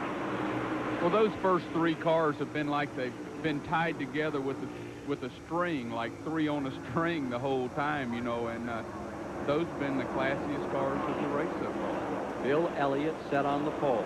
He has a bonus waiting for him of $174,800 if he can win this race. The last man to win the Skins game was Rusty Wallace way back in the spring, and the totals kept on bringing up new tallies every week as pole sitters have not been able to win. This racetrack has not favored the pole sitter. It's only happened 5 times. Lorenzen, Glotzback, Pearson, Waltrip, and Gant, the only men to win from the pole. Now take a look here.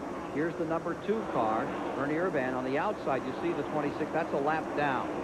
That's Ricky Rudd still trying to get back in that lap. Behind him comes Davey Allison. Behind the 2 of Urban is Davey Allison, and then the number 7 car.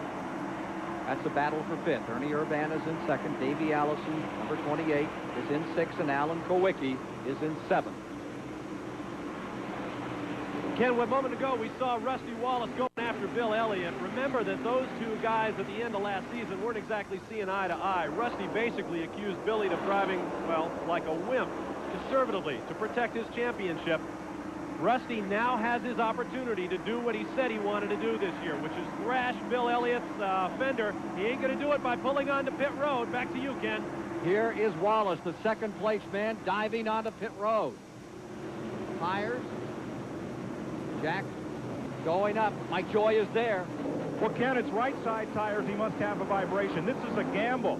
Put him on, send him out, and hope that it wasn't the left sides that were vibrating. Just a quick dash of gas as well. He's gone.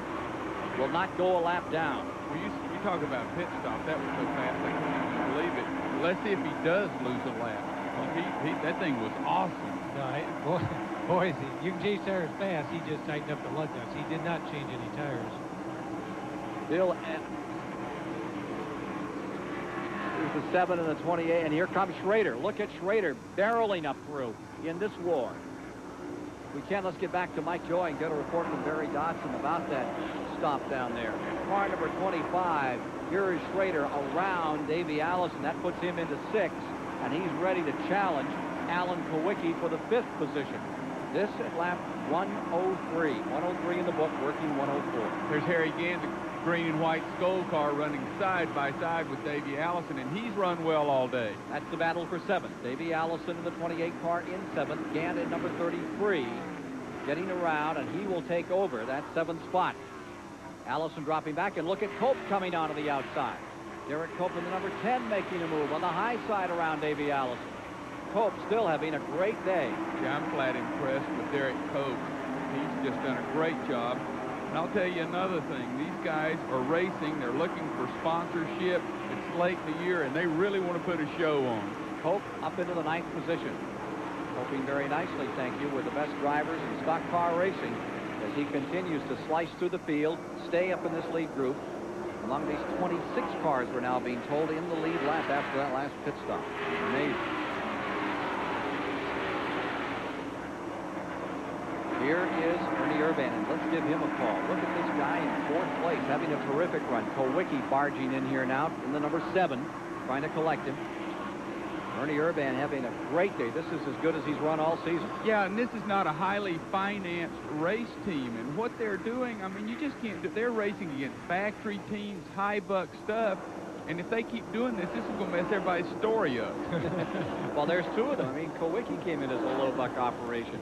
Got a little stronger over the years.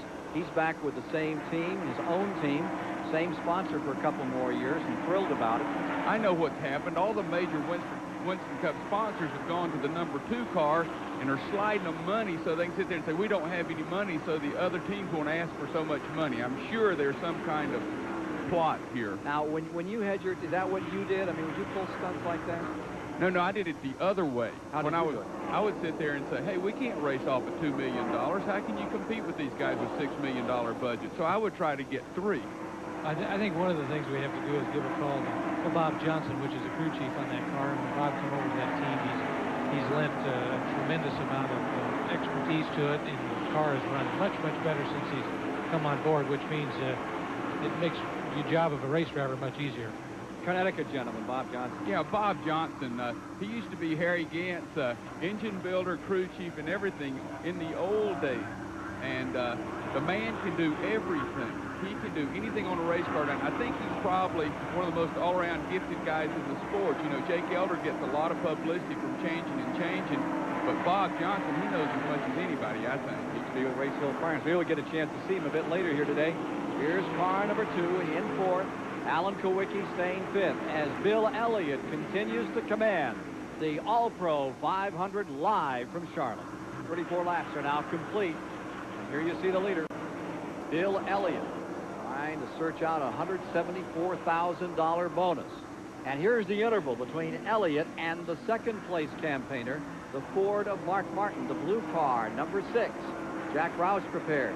And now as he comes down to the start-finish line, you're inside of his car as he trails by 2 seconds to the leader, Bill Elliott, fighting that car down into turn number 1. Pro-Light Ford, and further back in the field, back in 28th position, is Phil Parsons, and we get a good view of him here as he works this car around those corners. Looks pretty steady, stable down there, Joe. Well, Ken, one of the things that the fans, I think, have a tough time relating to is when a car is pushing which means the front end goes out or the car is loose. The back end goes out. The back end goes around. And what it amounts to is the driver's hands, if you can see inside the car, tells you what the car is doing. As you see, Phil is pulling extremely snug and pretty hard to the left, which means his car is tight. And this is 100% of the time. It never, ever varies. If you can see the driver's hands when he's driving the car, if he's bearing the car hard left, real hard left, it's got to push. If his hands ever snatch back to the right, that means the car is loose. He's correcting. He's correcting the car, and this is in every single instance. So if you were at a race and you had a chance to see somebody drive the car with binoculars or whatever, if you're a pit crew member, you in fact know what the car is doing as well as the driver does, because his hands actually tell you what the car is doing. Right now, I would say Phil's car is probably 10 to 15 degrees loose. You'd have to go down and talk to the pit crew to find that out, and he might go a little faster if he loosened the car up a little bit. I knew that. We didn't ask you. Let's go back to the leader one more time. At 118 laps, this time by, is Bill Elliott leads. And Mark Martin is in second, Sterling Marlin in third. Bill Elliott commanding this race nicely. Bill, would you like to end this Unocal nonsense and just get that money, take it back up to Dawsonville? I sure would like to. The way my year started out, it's been a real up-down season, and I'd like to try to finish it up here. But, you know, there's the way it's been, everybody that's sat on the poles either had some sort of problems or not been the car to beat when it comes down to the end of the race. But, you know, I hope I can change it. Well, you know, one of the first American mints was up in Dahlonega, Georgia, the neighbor town to Dawsonville. In fact, they used to have a dealership up there, the Elliott family. George Elliott's dad has some of the coins from that old mint, and I think they're going to start their own mint if they pull this one off. I think they've both got a lot of coins. Here's Elliott continuing out in front with a 2-second advantage. Now let's go back to that battle that's taking place for fifth spot. Here you find Ken Schrader in his Chevrolet. Right with him comes the number 33, the Bandit, Harry Gant, the last man to win this race from the pole in the Leo Jackson prepared Oldsmobile. It was 1982. And Gant, averaging 137 miles an hour, was victorious here for the Hal Needham team, and that was their first big win. It was in this race. And what's great is Hal Needham has made his comeback. He's here this weekend. Here. Excited to watch this team. Schrader in the 25 and Gant in the 33. They are running. Present time, 5th and 6th on the field. And Harry's having a very good day. Well, the Chevrolet and the Oldsmobiles are both running about the same, and that shows you that the Lumina and the Olds are pretty competitive about the same, so cars are getting very close. But look out, because also coming into the picture here is number 10, Derek Cope, beginning to stretch his wings another time in that Pontiac, entered by Bob Whitcomb, crew chief Buddy Parrott, longtime veteran. There are the three of them now, so you've got 5th, 6th, and 7th in the back straightaway. Schrader 5th, Gant 6th, back to 7th, Derek Cope for a fine run, 121 laps. Behind Cope is Davey Allison, incidentally. He's about 10 car lengths back from that number 10 machine. You keep waiting for something to happen to Derek Cope, or his car to go away a little bit, but it's not. He's consistently been there all day, and he just having fun and could win this race. Elliott in the 9, but it would be hard on him. I would kind of agree with what Joe Ruttman said. Among those top 20, you're really going to decide. And of course, he was among the top 20. Yeah, he started well up today. Yeah, he is a candidate. Well, I would think that there's any of the cars right now that's running in the top 10. How I'd establish a race is after maybe 20 laps on a green, which we've run, let's say, the fellas haven't had a chance to change tires.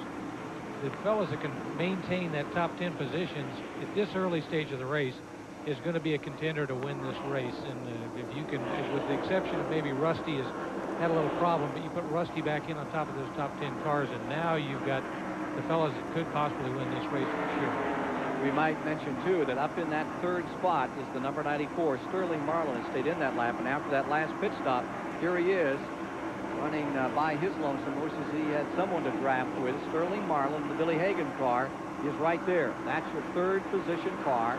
And then it's back to Kowicki in the 4th position. Sterling Marlin in number 94. And that's another Oldsmobile. And this track, Sterling Marlin has always loved this racetrack. He's always run well here. And if his car will hold together, he'll be a factor. Remember, too, that Rusty Wallace made an unscheduled stop, and if Mike Joy or Chris Economack, you can stop by and get us a little more on that Barry Dotson situation with that stuff. Looks like whatever the problem is, it's corrected. He stays in front of Elliott and is actually drawing away a few car lengths. He'd love a caution right now, so he wouldn't have that additional pressure on him and can get back up to fight for the lead. 125 laps are complete in the event. Yesterday, Robbie Moroso was victorious, and it looks like we're getting a report that number 27 may be off the pace a little here.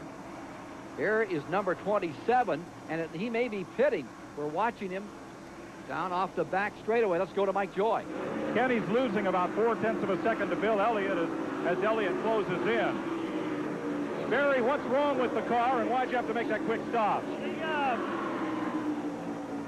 Rusty's talking. Let's hold for just a second as they converse when Rusty comes by here, trying to get the interval to Bill Elliott's down to about 2.4 seconds and losing 0.4 a lap. We'll stay with Barry here for a quick second, trying to stay for and not be lapped. Barry? The vibration, whatever it was,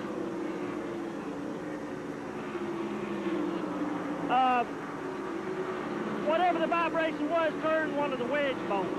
We got to get it back where it belongs as soon as we figure out which one it is. So the chassis is no longer balanced. Whatever bolt it was that turned, that vibrated back up, that will lower that end of the suspension, put more weight on that corner of the race car, and it won't handle as well. If he can stay out in front of Bill Elliott and the caution comes out, he'll come all the way around, get a pit stop, and be right back up with a pack. But if Elliott laps him, Rusty won't have much chance to lead today. Dire straits for Rusty Wallace. Looked like a pretty handsome margin between himself and car number 9. That's changing now. And look at this battle. Car number 25, Schrader, in the 5th position. There's the 33, Harry Gant, right in there in 6th, and Derek Cope in 7th as they continue their contest. Well, Derek Cope and Harry have really been going after each other, and I think Harry's saying, heck, I'm tired of fighting Cope. I think I'll go try the Folgers car, because that might help me out. You know, I was just riding along behind him, but if Derek's going to beat up on me, then I'm going to try to get by him. This is a tremendous battle right here, and these three guys are plenty fast to win this race. And as the race unfolds, it's going to be interesting to see the result of maybe what happens to Rusty. Apparently, the set of tires or whatever has got him off the pace a little bit. Here comes Harry Gant down on the inside of Schrader. This is for 5th. Harry Gant motors down to the bottom of the racetrack, and he may pull him. Has a slower car in front of him, and he had to lift so Schrader could go by, and that's real smart driving by Kenny Schrader, and it's real smart for Harry Gant to lift. Cope lifted a little, too. He didn't want to get caught up in anything there. He knows there's a long way to go. Well, one of the things you notice when they're battling, the car that can stay the lowest on the track has got the better handling car, and it's generally the true at any racetrack you go to. Elliott about to put Wallace a lap down. Bill Elliott scoots underneath the ill-handling car number 27, and not quite able to do it there. Wallace is going to have to give ground. Thus far, he doesn't want to. It may be ill-handling, but when Bill Elliott pulled alongside, he runs him hard. Well, the great thing, loves those fans are loving and screaming. I think Wallace does better when you get him down 2 or 3 laps, because he always makes them right back up. Well, he made up 2 laps here when he won a year ago. So the point I was wanting to make, don't tune out on this. It'll be fun to watch him come back again. Look at this battle for 5th spot. There's Schrader in the 25 car. Harry Gant in the 33 right there with him. Derek Cope, Davey Allison, all these cars contending for that 5th spot. Davey Allison swinging around the outside. His father, Bobby Allison, home in Hueytown watching this. One of the things that happen when you run 2 abreast like that, it slows down your lap speed, so it allows the cars that's maybe running behind you a little bit to catch up. So once they get back in single file, which maybe never, but I'm sure the 2 of them would like to get back in single file, because what's going to happen is you get battling each other. Some guy comes behind you, and just like Davey's going to do right here if they're not careful, and pass both of them. Blow them right off. What Harry Gant's going to do is say, okay, Schrader, okay, big guy, you're not flying home in my airplane next time we're in Michigan. So he's probably calling in saying, because they're best friends and they ride together and that sort of thing. And here his best friend's done ace Houston. So I guess he'll be taking the bus back from Michigan. Well, Well, Johnny, I'm sure another thing that's happening is one of the things the fans are not able to see. They motion to one another when they get close. You're real close right there, and I'm sure that one or the other was saying, hey, guys, let's get single file. These 2 or 3 of these guys are going to come up and pass us. And that's just what's happening. Yeah, they're all passing Harry. Harry Gant falling back. Schrader picks up the spot. Davey Allison moves up. Cope is in there. I think Gant's really happy with the way the car's working. He's willing to settle back there. I may be, well, here he comes. Here's Cope around. No, you're exactly right. That's the crafty old veteran philosophy. He said, I'm not going to use it up. As I say that, he goes right under Derek Cope and runs him door to door. So I take that one back. Well, there's no question he's got a good handling car. He would not have attempted to pass McKinney earlier. And what happens is sometimes you get the car pinched on the bottom. The car gets on the outside of you, and you're not able to accelerate off the corner like you would if you had the total track to yourself. So that's what's causing this. And I think what he'd like to do is get back in front of Derek. But Derek, on the other hand, says, hey, I've got this position. I might not give it to you, but Harry's going to get a little pushy here coming off a 4. Well, Derek Cope has good reason for staying right in the thick of that battle. His car owner, Bob Whitcomb, doesn't have a sponsor for next year. Purelator won't be back as a major sponsor, and they're having a great time watching him go around. This is a great way to audition when you're sponsor hunting. Now, this car ran in the middle of the pack for about half the season. Buddy Parrott came on board as the crew chief. That improved things, but of late, they've been buying their engines from the Rick Hendrick teams, and that's put this car right up in the front runners. 23 cars are among those front runners right now, Mike. 23 cars in the lead lap. We keep seeing the Kyle Petty car, but we're being told that machine is a lap down. Incidentally, Richard Petty lies 16th on the field. He is still in the lead lap just in front of Michael Waltrip in the number 30 car. And, of course, Chuck Ryder, who has the number 30 car, is also the sponsor of this race, and his team almost won yesterday's race. Michael Waltrip had a great fight all the way to the end with Robbie Moroso. Where is Darrell Waltrip? Did he go home, or is he disappeared? We hadn't talked about old Darrell. Oh, wait, I'm sorry. We wait for 50 laps to come, and he'll be running second. He'll drive away and win. And there he is in 13th position, just Poor idling old around. Darrell, right? 17. Darrell Waltrip, are you racing out there yet? I'm back here, and I'm kind of just taking it easy. And I'm not driving off in the corner like a mile over my head. I got everything kind of going like I wanted to. I'm not racing anybody. Want to go ahead. That side, this side, I don't care. Jeff calls in. I said, what's the leader running? 32 flat. What am I running? 32.20, 32.30, right in there. I said, oh, what's a piece of cake? I can pick that up in one lap. So I may run me a 32 flat. See how it feels. I can run 32 flat, and if that's all those guys can do, they're in trouble. And that's the way we run the first 2/3 of the race. What do they run? What do I run? Check me on this lap. Hey, that's pretty good. You're as good as the leader. We kind of play cat and mouse like that all day long, with Jeff really being the guy with the reins. Give me a little, take a little away. Give me a little, take a little away. Rick Mast in the 66 would like to take another spot away right now. He's running 15th in the lead lap and closing up on Darrell Waltrip in the 17, currently being shown in 13th, and that's another change for Rick Mast, incidentally. There's been a couple of changes. Shepard has gone to 12th, Jarrett to 13th, Waltrip is in 14th, Mast is in 15th. That's the shakeout on that. And that should be a mandatory training film, that interview right there for all race car drivers, because he's absolutely right. You know, be smart, but it doesn't make a good show for some people. Well, I think sometimes he says that, and it sounds good, but you don't always run a race like that, because when the lead car is, breathing down your neck like Elliott is in this particular instance, you can get yourself a lap down.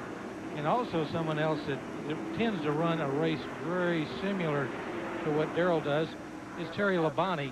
And Terry is trailing, just probably about 40 or 50 car lengths behind Darrell, and I'm not sure Darrell's car is handling that good. Oh, we got on the backstretch. Richard Petty just lost a motor, number 43. On fire, and another one. Another engine scatters on Richard Petty. He was running in the lead lap in 16th position, and he's riding a hot box on the pit road here. You're watching it live on WTBS. Richard Petty still trying to win 2:01. And he's got a hot one out there. He brings it to a halt. Cruise over the wall. He's cut a line, as you can see. pouring some fluid out of the dry sump system. You notice he was smart enough to pull into someone else's pit where they could get fire extinguishers and get him out of the car. He didn't try to even go to his area. Stopped just as soon as he could, and he came on pit road to get some assistance. 143 laps. That's 43 laps were complete. Richard Petty comes to 9. See that change just once more. One of the crewmen still trying to get him out, and you can see the fire pouring up around him. Let's go to Mike Joy. Ken, he's okay. As we documented on earlier broadcasts, Richard not only has the whole harness system to deal with, but he also has an elaborate system to get him clean air to breathe. As such, it takes a little longer to get Richard out of the car than it does some other folks here with simpler systems. But while that car was just filled with smoke, whatever was leaking got right out onto the headers and immediately turned to vapor. Richard still had a little cool air to breathe, and now he's climbed out. He's talking to the NASCAR officials. He is okay, but it's pretty obvious the King's Day is over here at Charlotte. Mark Martin, second place car, is on pit road. Mark Martin taking on right side tires. And we are at lap 145. So this is about the time we're going to see some of the guys coming in. Michael Waltrip also coming up pit road as Mark Martin comes back on the track. This will move Sterling Marlin to second place, and Richard Petty, still smiling, walks away.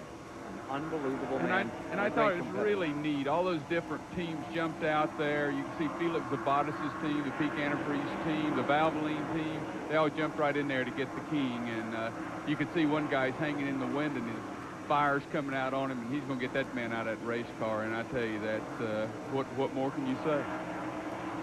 Ate some smoke, came in with a car on fire. Richard Petty walks away here at Charlotte from an event that he won back in 1975.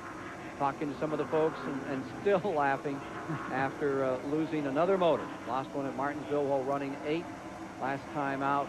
Just has to turn around for Richard Petty soon. Meanwhile, Jimmy Spencer has a lap put on him by Bill Elliott, continuing to command the All-Pro 500.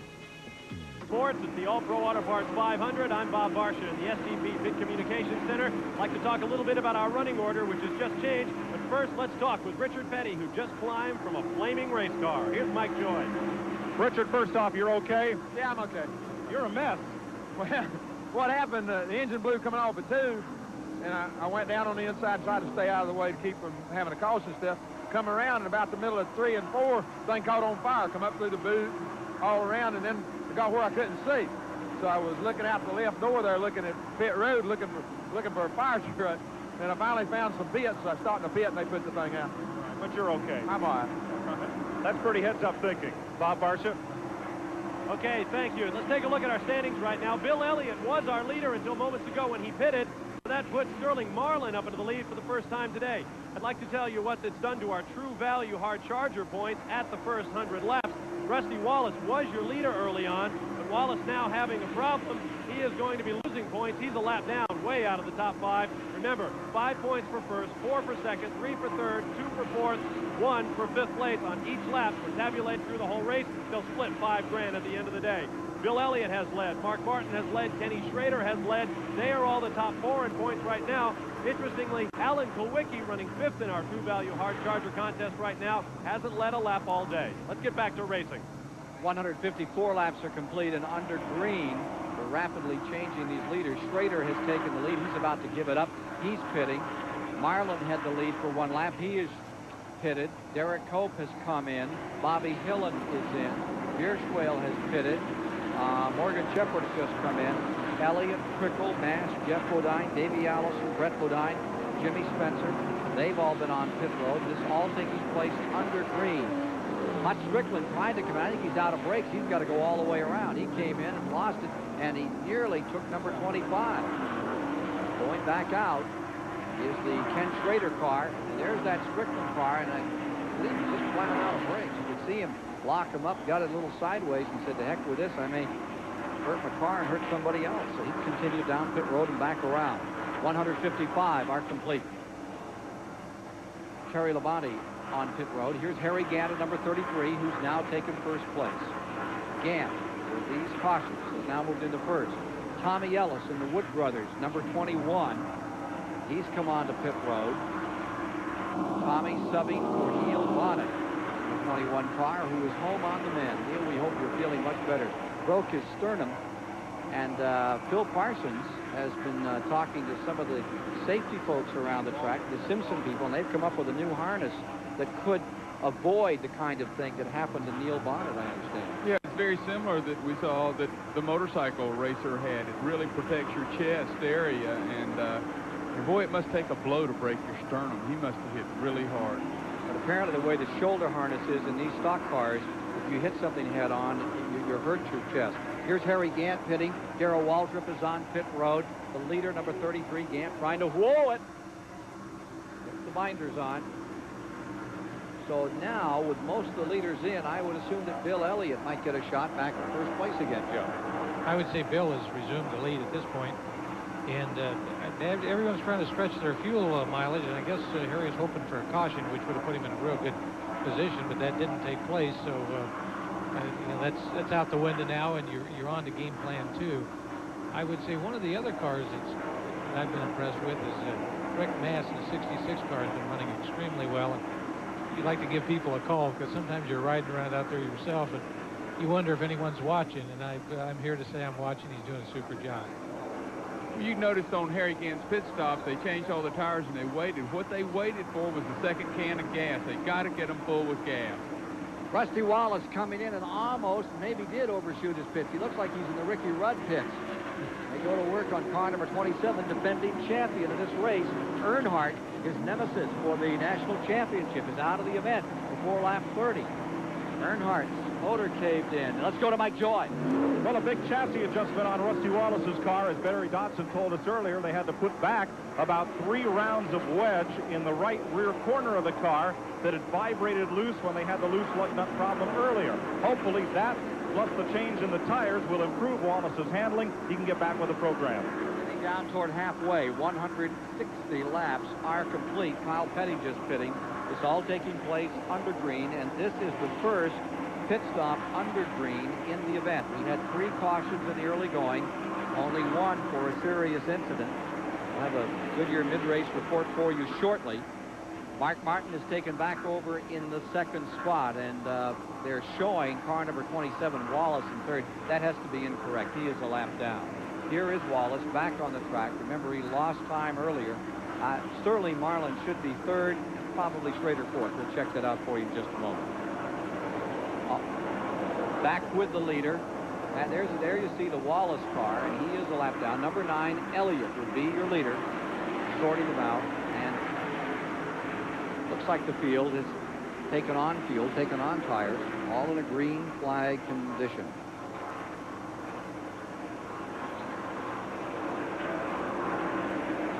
Here's car number 9.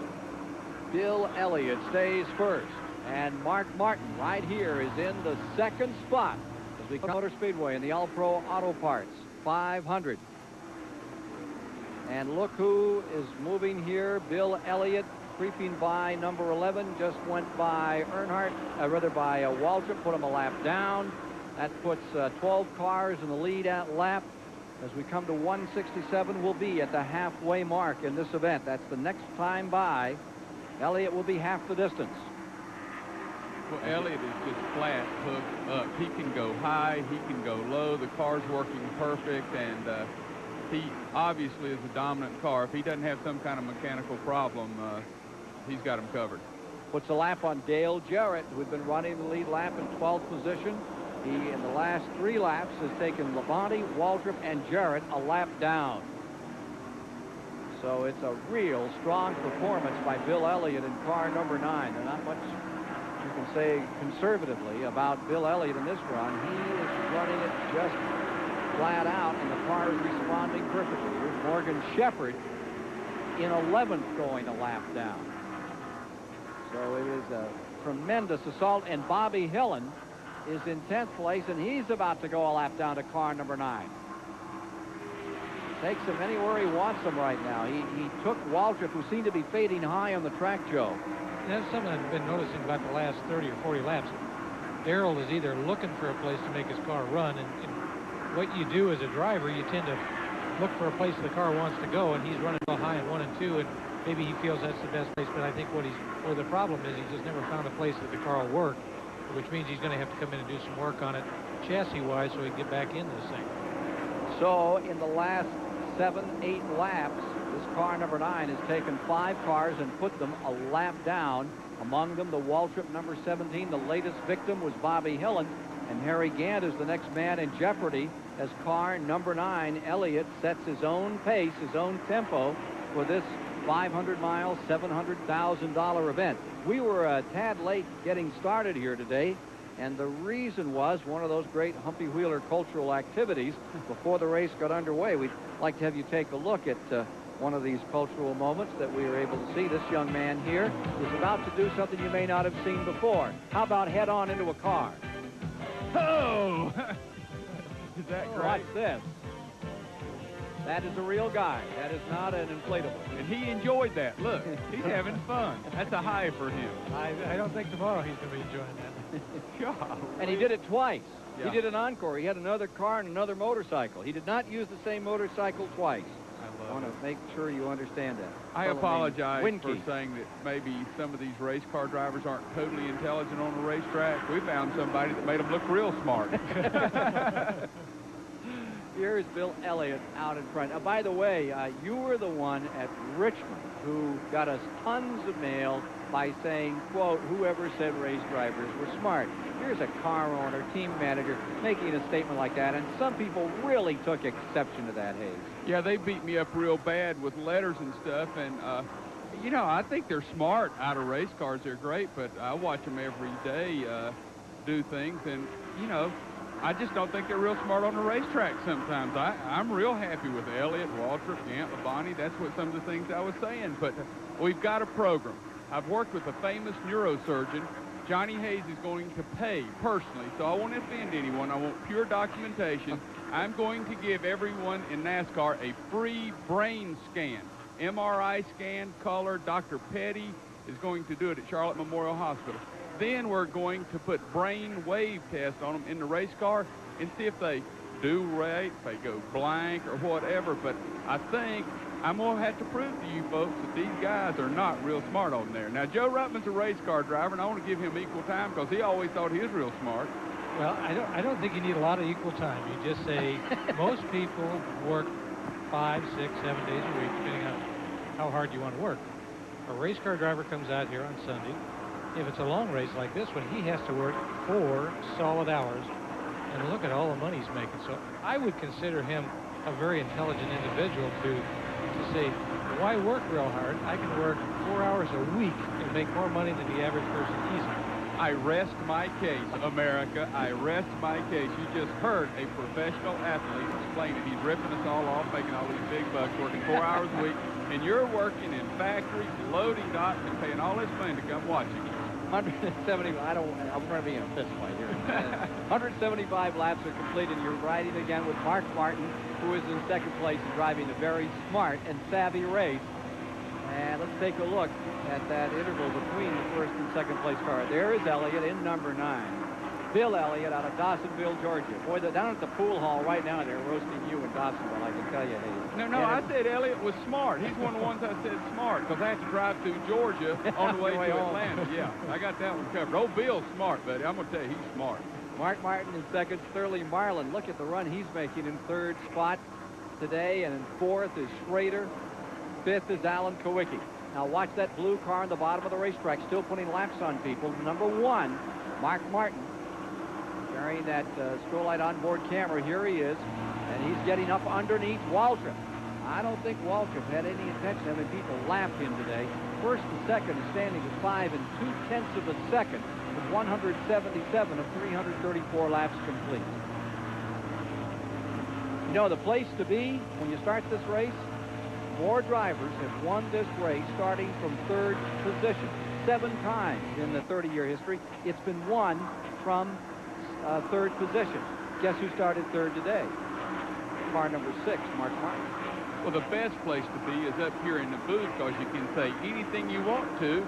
And all they can do is beat you up Monday morning when you get back to the racetrack. But, you know, I can go ahead and... Mark Martin, he's a good kid. I like him, too. That number 6 car, boy, he's working his himself to become a winner. He's really done a great job. Now, Johnny, I realize why NASCAR is not allowing you in the pit area anymore. I don't know. I talked to him through the chain link fence, though. I can holler at him. Let's go to Bill Elliott up in front. See that interval again. That's car number 9. He's about to put another lap on Kyle Petty. Slowest race we've had is 112. That was Speedy Thompson back in 1960. And of course, the fastest is a 141 reading, as I recall. We may get up close to that today. I'm not sure if you throw these guys in old Speedy's equipment, though, they'd run a whole lot faster than Speedy did. And of course, with those tires, too. Yeah. Elliott stays out in front. Here he is putting a lap on Kyle Petty.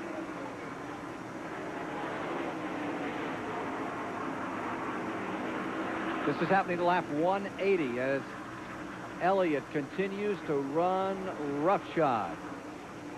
Georgia Bulldog has them right in his jaws now, and he's taking anybody he wants any place on the racetrack. Let's take a look at another scramble further back. Look at Derek Cope fighting with Davey Allison here. That's been a good struggle, and that is the 6th position war that is going down into turn number 1. Derek Cope is in 6th, number 10. Davey Allison, number 28, is in 7th. Here comes Harry Gant on the outside. Harry Gant in 8th. And that's the last car on the lead lap. That number, well, was 33. Now it's 28, the last car on the lead lap. Let me tell you the conversation that's going on right now. The crew chief saying, Harry, Elliott's 2 seconds behind you. Get going. Don't save anything. That's what's happening to all 3 of those people, and they are flying, trying hard, because Elliott's going to get them if they don't get going. A little more than 2 down, but he is coming. That is for sure. Bill Elliott making his own way around this track at a tremendous pace in the number 9 car. Big bonus today, and he has risen to the occasion. $174,000, but cam can go away, rear end can break. We've seen it happen to so many people so many times, as it did, if you're just joining us, to Dale Earnhardt. Before we were 30 laps deep into the event, Earnhardt was back in regular clothes, leaving the track, very unhappy. Lead continues to be Bill Elliott first, Mark Martin second, Sterling Marlin third, with 184 laps in the book. We have a car in the wall in turn 4. The Bob Johnson prepared machine for Ernie Urban has stuffed it in there and brought out the 4th caution of the day. Caution is on the track. What a break it was for Harry Gant, Davey Allison, and Derek Cope, who were feeling pressure going a lap down to Bill Elliott. That has now been stemmed. Bill Elliott, who is commanding this race handily and has for the last 100 miles, will be up on the point, and just 8 car lengths back will be Handsome Harry when they get this going, if they stay in the formation they are now in. Car number 2 resting in turn 4. He slithered along the wall for about 200 feet, and that white machine, there you see it resting up there. That Pontiac is out of there, and it's a good time to get a mid-race report, give you an update on what we've had thus far in the event. Let's go to the STP Pit Center and Bob Varsher. Thank you, Ken. Bad news for Ernie Irvan. A good opportunity for us to summarize the first half of the race here on our Goodyear mid-race update.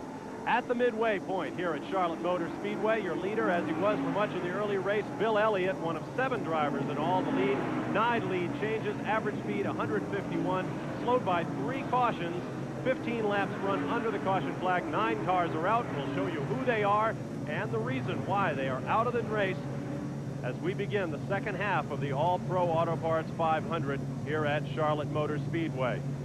Dale Earnhardt, one of the first to go, and boy, did that take some of the wind out of his sails towards a possible 4th Winston Cup championship. Rick Wilson, Richard Bickle from the Northeast also out, along with Jim Sauter, Lake Speed, Jimmy Means, Jerry O'Neill, Richard Petty, Greg Sachs, and of course right now, Ernie Irvan. That'll do it for our Goodyear mid-race update. You know, earlier this week here at Charlotte Motor Speedway, one of the most dominant drivers ever to race here retired formally after a brief fling at a comeback. In the 1970s, Charlotte Motor Speedway belonged to the Wood brothers and driver David Pearson. From 73 through 78, Pearson drove the team's Mercuries to 11 straight poles at Charlotte, winning 3 times. In 1979, Pearson left for another team. And in 86, the man whose 3 Winston Cup championships had earned him the title, the Silver Fox, hung up his helmet, just temporarily, so he said.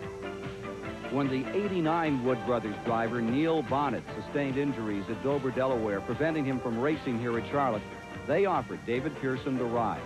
The 54-year-old Pearson looked good 10 days ago as he buckled himself into the stock car for the first time in 3 years.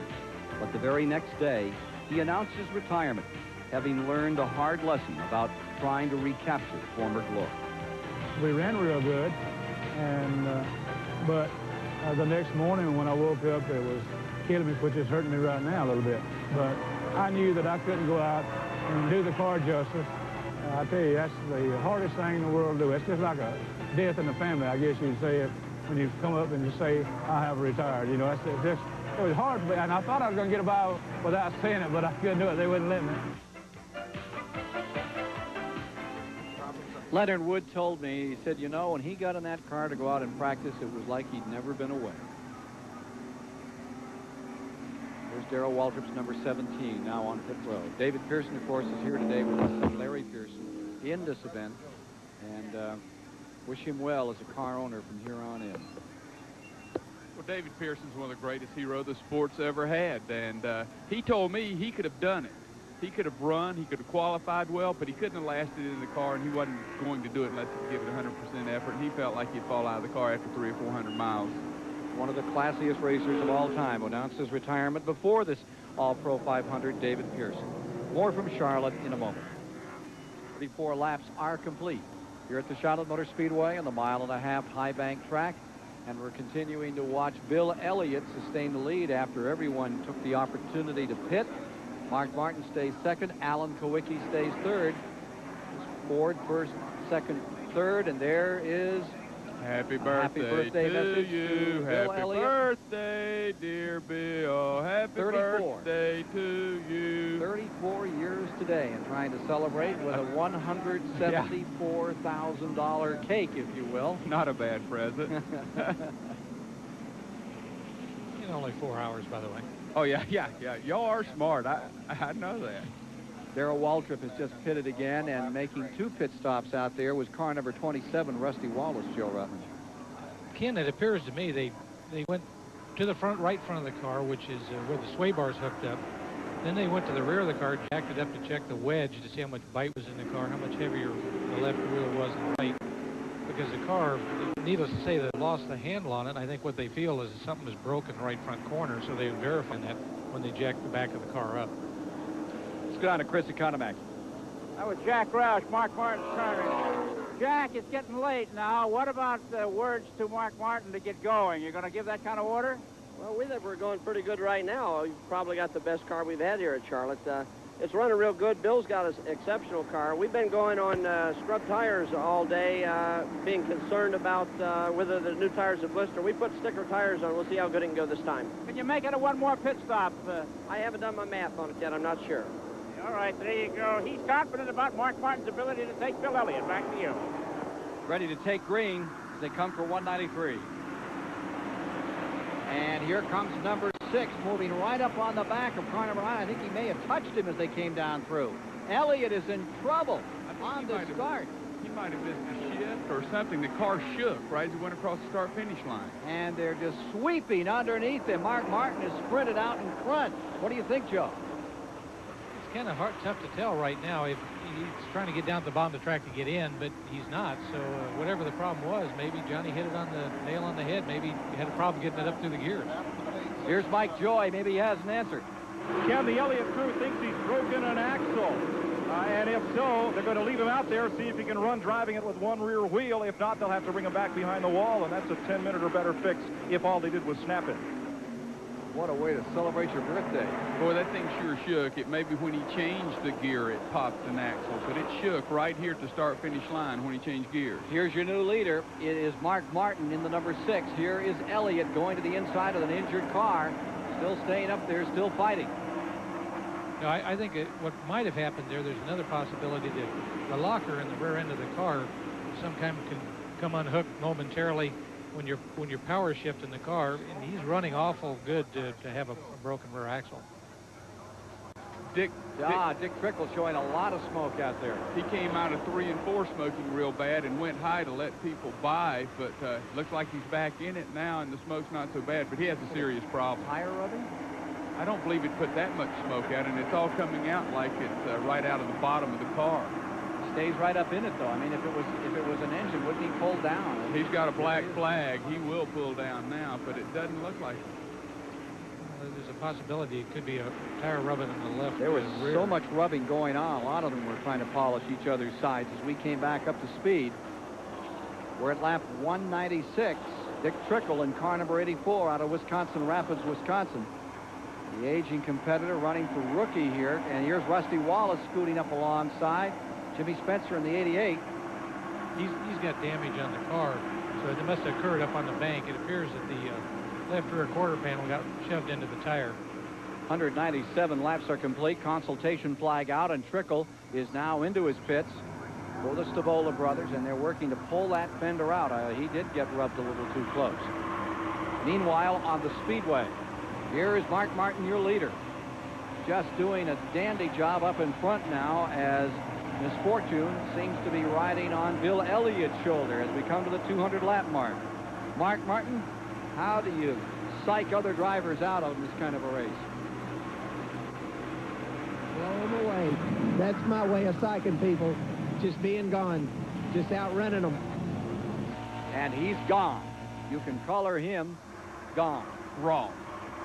Bill Elliott is coming back again. For some reason, something happened. Maybe he's just running on one wheel, but maybe that's all he needs is one wheel spinning because he's flying back to the front. John, we can get an update from Mike Joy. Well, give Joe Ruttman the award for analysis of the day. Elliott radioed in, said he thought he snapped an axle. And when he had the problem that Joe described, when the rear end unlocks and then hooks again from the driver's seat, it feels like you've snapped an axle, but it was just a hiccup, and Elliott now is okay. But he's got 2 seconds to make up right here. Martin is out in front. Elliott is in second. Alan Kowicki in third. Fords 1, 2, and 3. We'll see how strong Bill Elliott is. He's got all the time in the world to run him down, but he's gaining on him quickly. Sterling Marlin is running fourth. Ken Schrader is in fifth. Harry Gant is sixth. Davey Allison in seventh. Derek Cope in eighth. 8 cars in the lead lap, and give you a little idea of the interval as they go down through turn number 2. Last year, the winner's purse, $84,000 and $700,000 payoff. This year, with that bonus of $174,000, if Elliott can pull himself up, it'll be a record. But here is Mark Martin, still working on that first win for Roush Racing in Winston Cup competition, and he's down into turn number 1, and that car has looked stout from the outset. And as we mentioned, if there is one spark that seems fortuitous, if you can start third, you can come home a winner here. It's happened 7 times. And that's where Mark Martin began this 500-mile quest from today. Here is the battle for fourth. There's Schrader, and with him comes number 94, Sterling Marlin. Marlin's having another excellent run. Schrader right with him. Chevy against the Olds. Out of 4. Well, Sterling's had that Olds up there all day, and again, this is one of his favorite racetracks. He's had a lot of success here. And he really enjoys doing this in front of the people in Charlotte. Very discerning crowd, and you play the Charlotte Motor Speedway. Michael Waltrip has pitted car number 30 another time. On pit road, quickly in and out. Let's check in with Phil Parsons in car number 55. Phil Parsons running back in 23rd, 24th in the Crown Fast Fair car. You can see the car move too. That's called sawing logs, and that's not from Hurricane Hugo. That's from a Neil Handling race car, and I don't think he's having a whole lot of fun. Do you, Joe? I would say this 4 hours are going to be extremely long for Phil because he's missed the setup, or there is a problem with the car, and you're riding it out and hoping you're going to get the best finish you possibly can out of it. Well, if you get a chance to see his hands in the corner, you might get an indication of what would be the indication of D. Seems to be tugging on the wheel extremely hard to the left, which means the car is plowing up the track. The front wheels are not gripping like they should, and maybe they have not been able to correct that. It appears just from his hands, and the hands tell you what the car is doing. So Richard Jackson, the crew chief on that machine. They have had one win together. He moves on to a new team in 1990. 204 laps are complete. Now let's check in if we can. Here's Alan Kowicki in the car number 7. Alan is running in 3rd spot. And let's see how Alan's doing. Let's check in with his crew chief. I'm down here with Paul Andrews, Alan Kowicki's crew chief. Paul is coming down to the short strokes. Can Alan run with Mark Martin and Bill Elliott in the closing lap? Well, he just said when Bill passes, he's got a killer motor in the car, so I don't know. He's going to have his hands full toward the end of the race, so we'll just have to see what happens. It's a long way to go yet. The Xerox AC4 is running real good right now, so we're just looking toward the end. Can you make it on one more gas stop? I don't know. I hadn't really looked at the figures yet. I hadn't got that far yet. Okay, thanks very much. There you hear it from Alan Kowicki, crew chief. You know what I love about that? Did he say the Xerox AC Ford? Isn't AC General Motors? Oh, they've got a Ford product. This is Play, great. he's covering all his bases. This is called America. I love America. I think now that we're at this stage of the race, earlier we saw 3 Fords running together. Now, they're not totally running together right now, but the first 3 automobiles are Ford. So I think you can see this could be a dominant Ford racetrack, and it's surface right now. Do they have a little more torque that you talked about at the top of the race? Off the corner. And it's chassis-wise, they're running extremely close right now, even though they're spread out on the track on the restarts where they got spread out. So you can see lap speeds, they're running real competitive to one another. Now look at Schrader coming up inside of Alan Kowicki. The number 25 car diving down to the bottom, going for 3rd. Alan Kowicki has fended him off the last 3 times. No holding. Schrader back this time. The Rick Hendrick car right up on the bottom of the racetrack, but here's Kowicki trying the bottom side this time. This is for 3rd, number 25. Schrader there. And with him comes Alan Kowicki in that Ford. I was just about to say Alan Kowicki was smart enough just to let Schrader go by, pull in, and follow him. And then he went right up Then the he track. jumped right back after him. So there goes the college education theory. So I'm not saying he's not smart now. I'm not saying he's not smart. I'm just saying that he surprised me. Well, I think you Before you get yourself in more trouble, let's go to commercial right now with 210 laps complete. Mark Martin continues to lead, but his lead is shrinking over Bill Elliott. 4 laps are complete as Mark Martin at number 6 leads over Bill Elliott. And there you see Elliott. There is the interval. This crowd of well over 100,000 is watching as Elliott tries to contain the Mark Martin car. 4 of the top 5 machines are Ford automobiles at this point. As we have this race stabilized for the moment, let's get another Goodyear Racing update and go to Bob Varsha. Thanks, Ken. You know, the roots of stock car racing run deep here in the South, and they do so at the short tracks. Just down the road at Two Flag Speedway in Concord, North Carolina last night, they had a beauty. It's always a big occasion to these guys when Winston Cup drivers show up, and that was the case in Concord. Terry Labonte on hand for the show, but this night belonged to the Sportsman regulars. Short track veteran Jack Sprague outdueled Northeast Dirt Modified driver Rich Bickle and former Winston Cup campaigner Rodney Combs to take a surprising feature victory.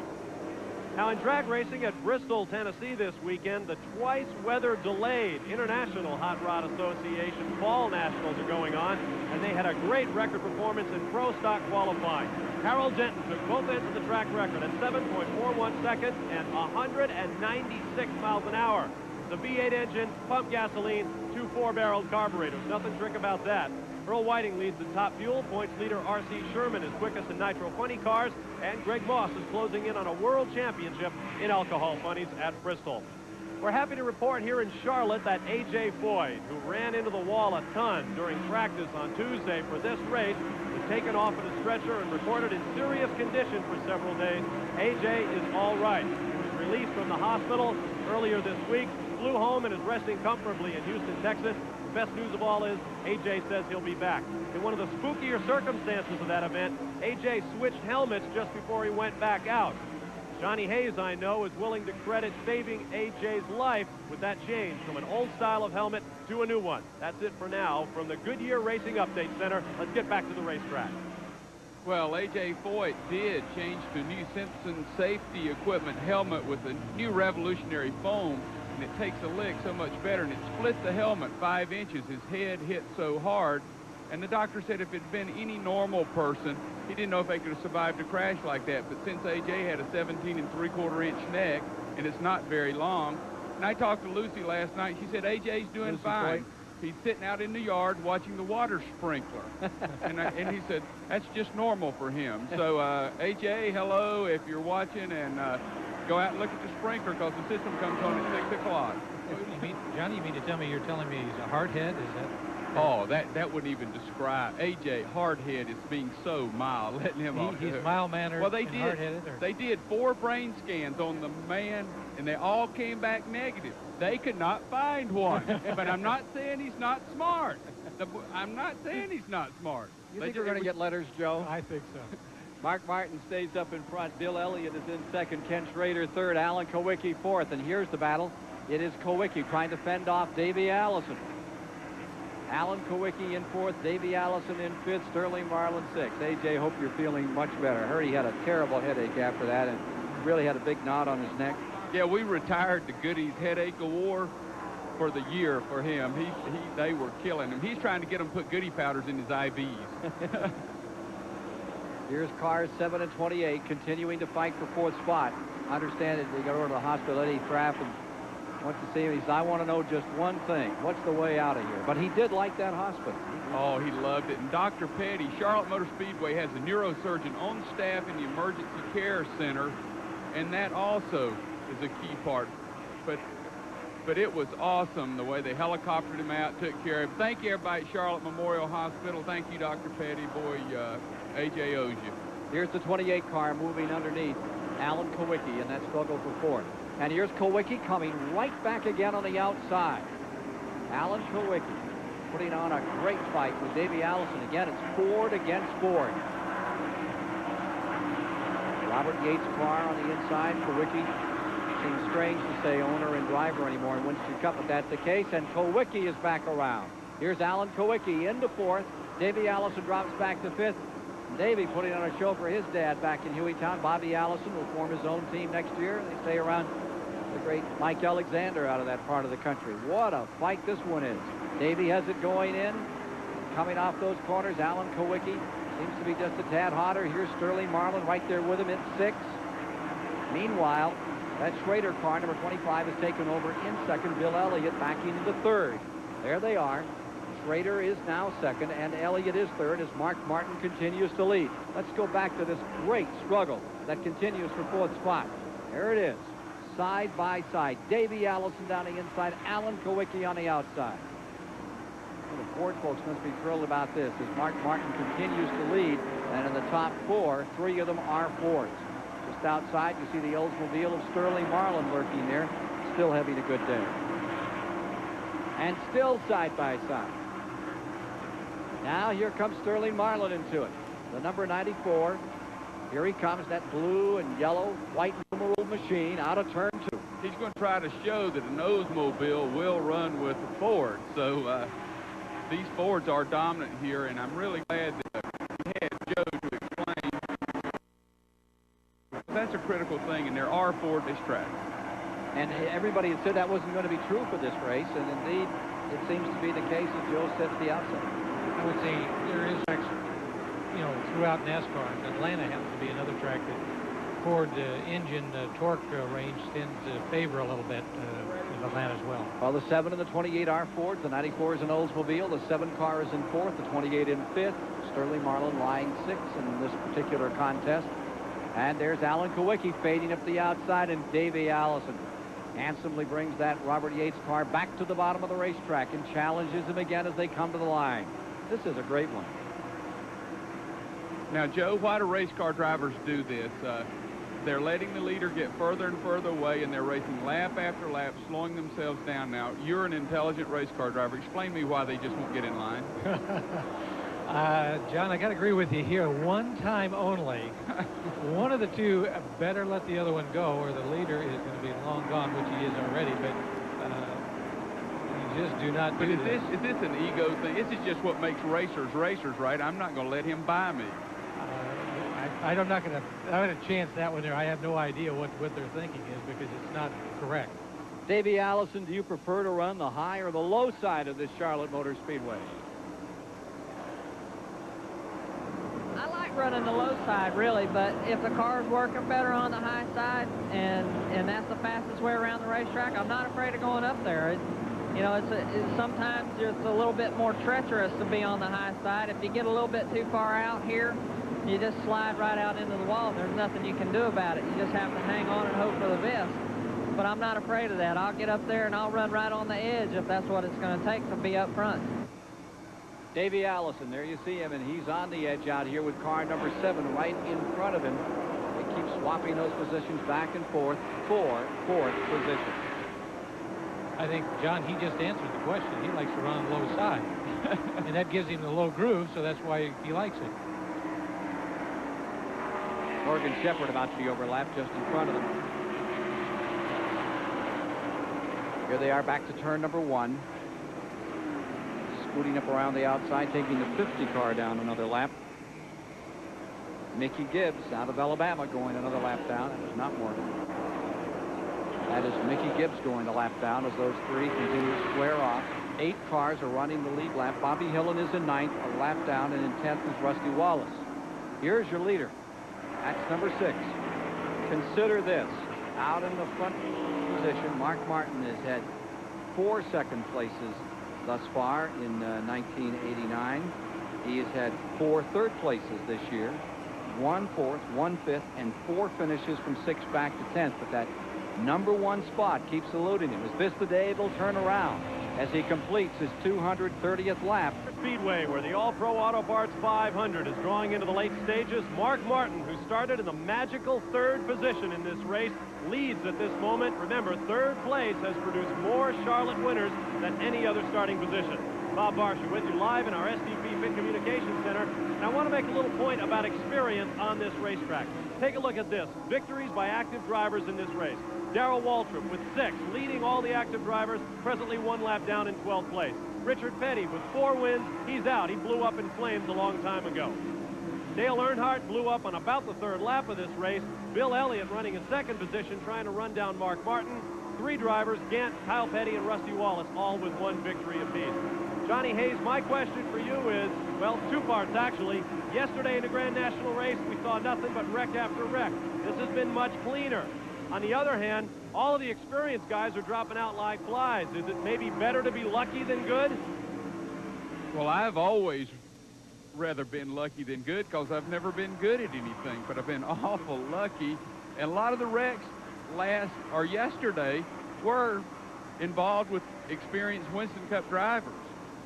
As you watch Mark Martin continuing with a pretty commanding lead now, about 2 seconds he's pulled back out in front of Ken Schrader. We did, if you're just joining us, tremendous 300-mile Grand National race, which Robbie Moroso won yesterday and propelled himself back to the top of the point package in the Grand National ranks. Michael Waltrip took 2nd, Dale Jarrett 3rd, and Jack Pennington came home 4th in that 42-car field yesterday.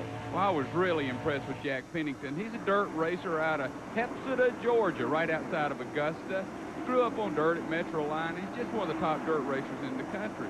But what's interesting, Derek Close, who is the heir to the Springs Mill fortune out of Fort Mill, South Carolina, is his car owner. He's a green rookie, but boy, he doesn't look like it on the racetrack, so you better get ready for Jack Pennington because I believe he's got money behind him and he can drive a loose race car. And he wants to be up here riding with these people right now like Mark Martin. Are you disappointed that you haven't won a race yet this year, Mark? We're working as hard as we can. We're trying as hard as we can. It's going to happen. We shouldn't feel disappointed with running 2nd 4 times and 3rd 3, 4, 5 times this year and being 3rd in the points. Looking for his first Winston Cup win ever here this afternoon. Mark Martin is leading. He's in a group with Rick Wilson and Derek Cope and Sterling Marlin, Michael Waltrip, all looking for that first win. Tommy Ellis is one of those. Brett Bodine, but in this group that's up in that front area today, it is Sterling Marlin, Derek Cope, and Mark Martin in that lead lap who have a chance at a checker to take a Winston Cup victory. And of course that means a lot with the owner's plan and all of that in Winston Cup racing. Here you are with Mark Martin, young man out of Arkansas who's had just an incredible season, and Jack Roush, who started in drag racing. He's done everything, of course. He's won in Trans Am, he's won in IMSA. Jack Roush excited about this program, and talking very optimistically about 1990. Well, he's one of the most respected men in motorsports totally, but he certainly has a close tie-in with Ford, does a lot of research and development for him, and he was successful for him in that area, and they wanted someone to work closely with on a lot of research and development, and Jack's done a super job for him, and I think Mark Martin's proven that he's a great race car driver. Sure looks good right here, doesn't he, Joe? He looks invincible at this point. The only thing is, I've set the car in that position many, many times, and you haven't went to the bank yet. You know, it's a long ways to go. And look at this, still going on. They're still at it. Alan Kowicki and Davey Allison running for fourth. They're just running the wheels off each other out here. They must be just plain having fun at this point. They must be. You know, they're at least got in line, which makes a big difference. Only for a second. Here they are again. Here they are again. It's just amazing. It's killing their lap speed. It's allowing Gant and Sterling to catch up. And I just noticed a minute ago, Gant is running his normal high line, but almost got her in the wall. But this is, he wants to get up there and run with these boys.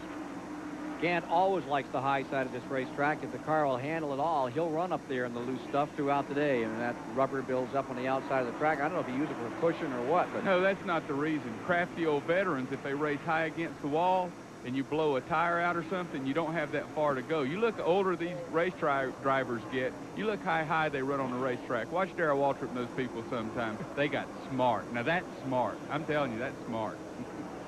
Alan Kowicki, here's the leader is pitting. The leader is pitting. This is lap 242 as the leader, Mark Martin, pulls on pit road. Car number 6. Leader is in. Schrader takes first place. Here's Chris Economac. All right, Jack Roush, who is really turning two on this. 2 tanks of gas, and it looks like he's not going to have enough gas to get to the end without another stop, but it's routine with right side tires, waiting for the signal to go, and he gets it in a nice stop. 13 3/10 is an excellent stop. Robert Penburton and Steve Neal, that gang down there, doing a great job. And here he is coming back out, staying below the line. You get penalized lap if you jump over that, right, Joe? Absolutely, they will. And it's just a safety factor that NASCAR's come up with, a super idea. And there's a lot of things that NASCAR's done to make this sport as safe as it is. Still a tough road to hoe, however, if you get in trouble on this one. Here's your leader, Schrader. Rick Hendrick's car back out in front again. Here's where you're praying, if you on the Mark Martin team, that they don't have a caution, because they came in early. And look at this struggle. Now, it just seems that the number 7 car works real good on the outside, and the 28 car works just fine on the bottom of the racetrack, and there they are. That's not smart. They run side by side, and everybody's getting further and further away. And it'd be best just to hook up, because the cars are obviously dead equal. They cannot beat each other. Well, it's coming off the corner there. Allen got off the sideways coming off before, so he would be more comfortable in line, I'm sure, and they would run quicker lap times. So sometimes you say a driver has brain fade. You could be watching a little bit of it here. They should really forget their normal little battle and go for the battle to win the race. Hey, you said drivers have brain fade. They were right in ugly. There went your career, because this is my last deal, too, probably. Alan Kowicki stays up there and maintains that 3rd spot. Alan, are you in good shape? How tough is this track? It's definitely a workout to run 500 miles here, but hopefully the heat's not going to be too bad. And, you know, if your car's working well, if the car's up to it, I'll be up to it. Let's put it that way. He's still in there, a strong contender in 4th. Up, here he is pitting, in for fuel. Kowicki at lap 245 is on pit road. And these are routine pit stops. Kowicki in car number 7. A little adjustment going on here. Taking wedge out of the car the car's a little too tight. Ken, is what's going on, and as you screw out, it takes a little weight off the left rear. He must have been just a little too tight. You see how long they had to wait to put the 2nd can of gas in, and that makes a big difference. Here comes Schrader. Leader in. Elliott is in. Jeff Bodine is in. This will put Davey Allison into the lead. Davey Allison in number 28 will take first place. Schrader on pit road.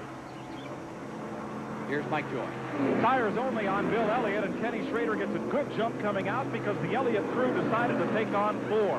One reason he had dropped to 3rd spot and was fading a bit in this race was that the tires were going away, so they had to take spot 4. Schrader getting only 2, and you'll see the difference in positions because of that when they get back up to speed.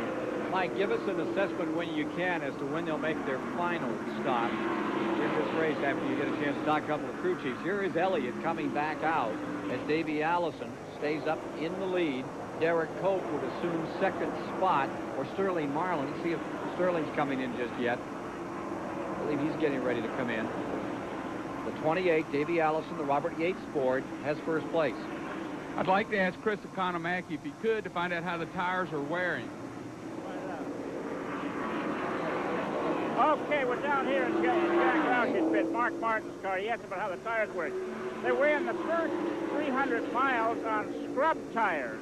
Then on the pit stop before this one, they put stickers on. They're called stickers because the sticker's on and shows that it's a new tire. He obviously liked the way the stickers were working because in this last stop, he got stickers again.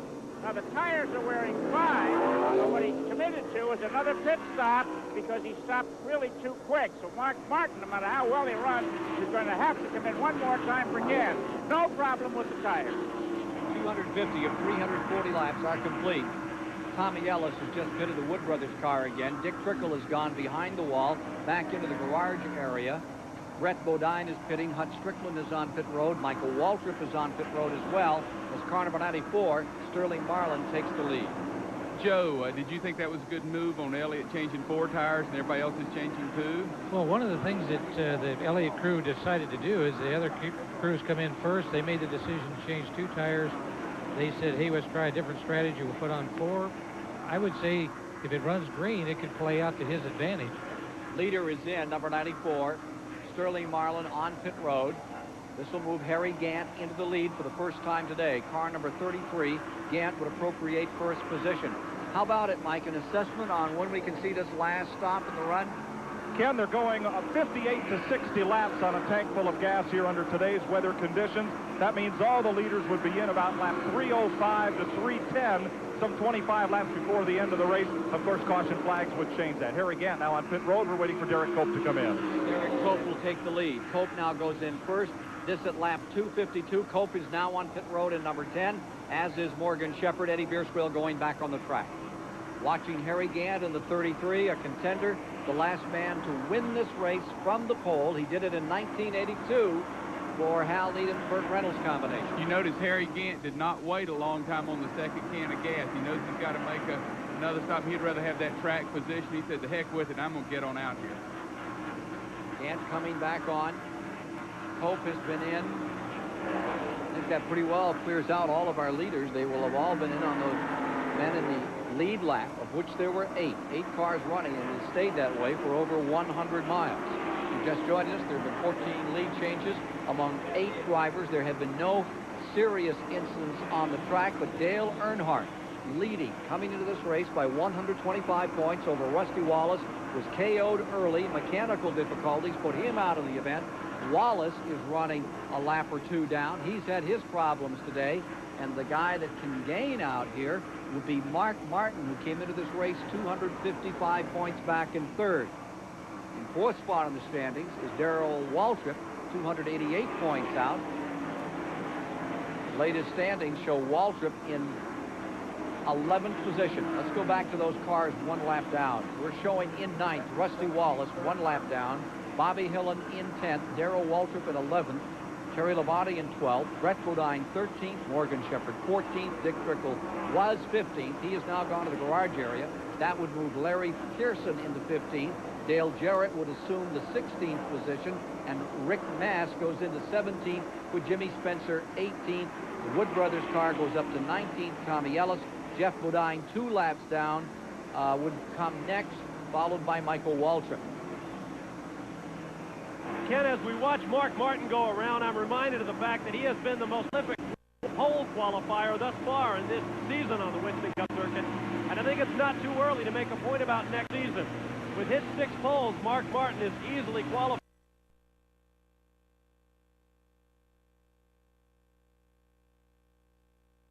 Flash, the big pole runners of event at Daytona next February. What's interesting to me are the guys who are not in that race. Among them, Darrell Waltrip, Dale Earnhardt, Neil Bonnet, both Earnhardt and Bonnet two-time winners of the event. Harry Gant is not in, Terry Labonte is not in, Ricky Rudd is not in, Rick Wilson is not in. 16 drivers have qualified second fastest, so they are now wild card candidates for the Busch Clash. Among them, Brad Teague, who was the fastest second-day qualifier here at Charlotte. But even though the Jeff Bodines, the Davey Allisons, the Alan Kowickis, and the Bill Elliots are in, some of the big names are not yet in next year's Busch Clash, and that is going to make qualifying really important in the last few events of this season. Martin in front, Schrader in second, Davey Allison is third, Gant is in fourth, Marlin fifth, Bill Elliott sixth, Kowicki seventh, Derek Cope eighth. Those are the cars in the lead lap, and they're still chasing Mark Martin. Here's Kyle Petty's car number 42 up underneath Hutch Strickland down here. Well, and in the pits he had a problem. Let's take a look at the replay that we've just captured in the pit area. Watch the gas man here.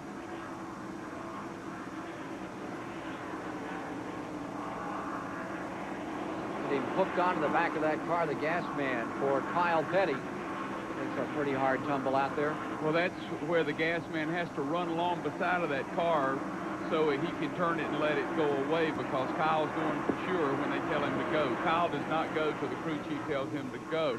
Let me tell you a great story about Kyle Petty since we have it lined out a little bit. Kyle Petty, we found out what's happened to his luck over the years. There was, we were talking, and you're not going to believe it, but when he was on such a run and doing well. Won the 600? Yeah. All of a sudden, he lost his lucky underwear. He was working for the Wood Brothers, and he had this pair of underwear that he wore all the time. Well, believe this or not, he went up to the Wood Brothers. He left it in his uniform. Left it in the bag? Or yeah. No, and the guys threw it away right into the garbage can. Well, he goes in the garbage can, digs it out, brings it home to his wife. They put all these chemicals on it because it has grease and everything. There's nothing left but the band. He wore the band for 4 races, but you know the magic was not in the band, and it's been downhill ever since for Kyle. So if anybody has any lucky underwear, send it to Kyle Petty, care of Sapco Racing, Charlotte, North Carolina. Let's go back to the leaders at lap 262. Isn't this insightful? Don't you learn more than you ever wanted to know? I'm ready. And you just know, I mean, he really believes that. 262 laps are now complete, and you have the inside story on Kyle Petty. Ken Schrader is in second, Davey Allison third, Harry Gant fourth, Bill Elliott fifth, Sterling Marlin sixth, Alan Kowicki seventh, Derek Cope is in eighth. This is the guy they're trying to chase down. Martin trying for that first victory. Could we get an update from Mike Joy on the gas man just to make sure he's okay? Johnny, that's Richard Bostic, the gas man on Kyle Petty's car, got dragged along pit road a bit. He is really dirtied up about $300 worth of embroidery on his Simpson fire suit, but otherwise he's okay. He's already back to work, just all part of a day's work. You note that many of these gas men wear not only the flameproof suits, but also a safety helmet to help them. Mostly it's for fluid flying up when they take the probe out from the gas tank, but also kind of helps in incidents like these. He's okay. Great. You see some of the crowd over at the Speedway Club enjoying the afternoon. Regal splendor. That's the way I like to go racing now. If I was rich, I'd sit up there too. And I'm sitting here beside you and Joe Ruppy. No, wait a minute, John. That should be a pleasure. Joe's over there all the time. Here's a good battle developing right now. The 22 and the 33 car, the 28 and the 33. That's Davey Allison in the third spot and Harry Gant running in fourth. Elliott is coming up. Elliott is on the move, getting back into this thing. He's had his problems, but he's trying to get back with that $174,000 bonus. 334 laps mark the distance, 500 miles, 264 have been completed this afternoon. As Mark Martin, with a stunning performance, stays out in front. Ken Schrader Chevy is second, Davey Allison third, Harry Gant fourth, Bill Elliott's in fifth. More from Charlotte live in a moment. Charlotte Motor Speedway with the All-Pro Auto Parts 500 is coming your way live here on TBS Sports. Mark Martin is your leader, but before we go back to the racetrack, I want to tell you about a good cause here in Winston Cup Racing.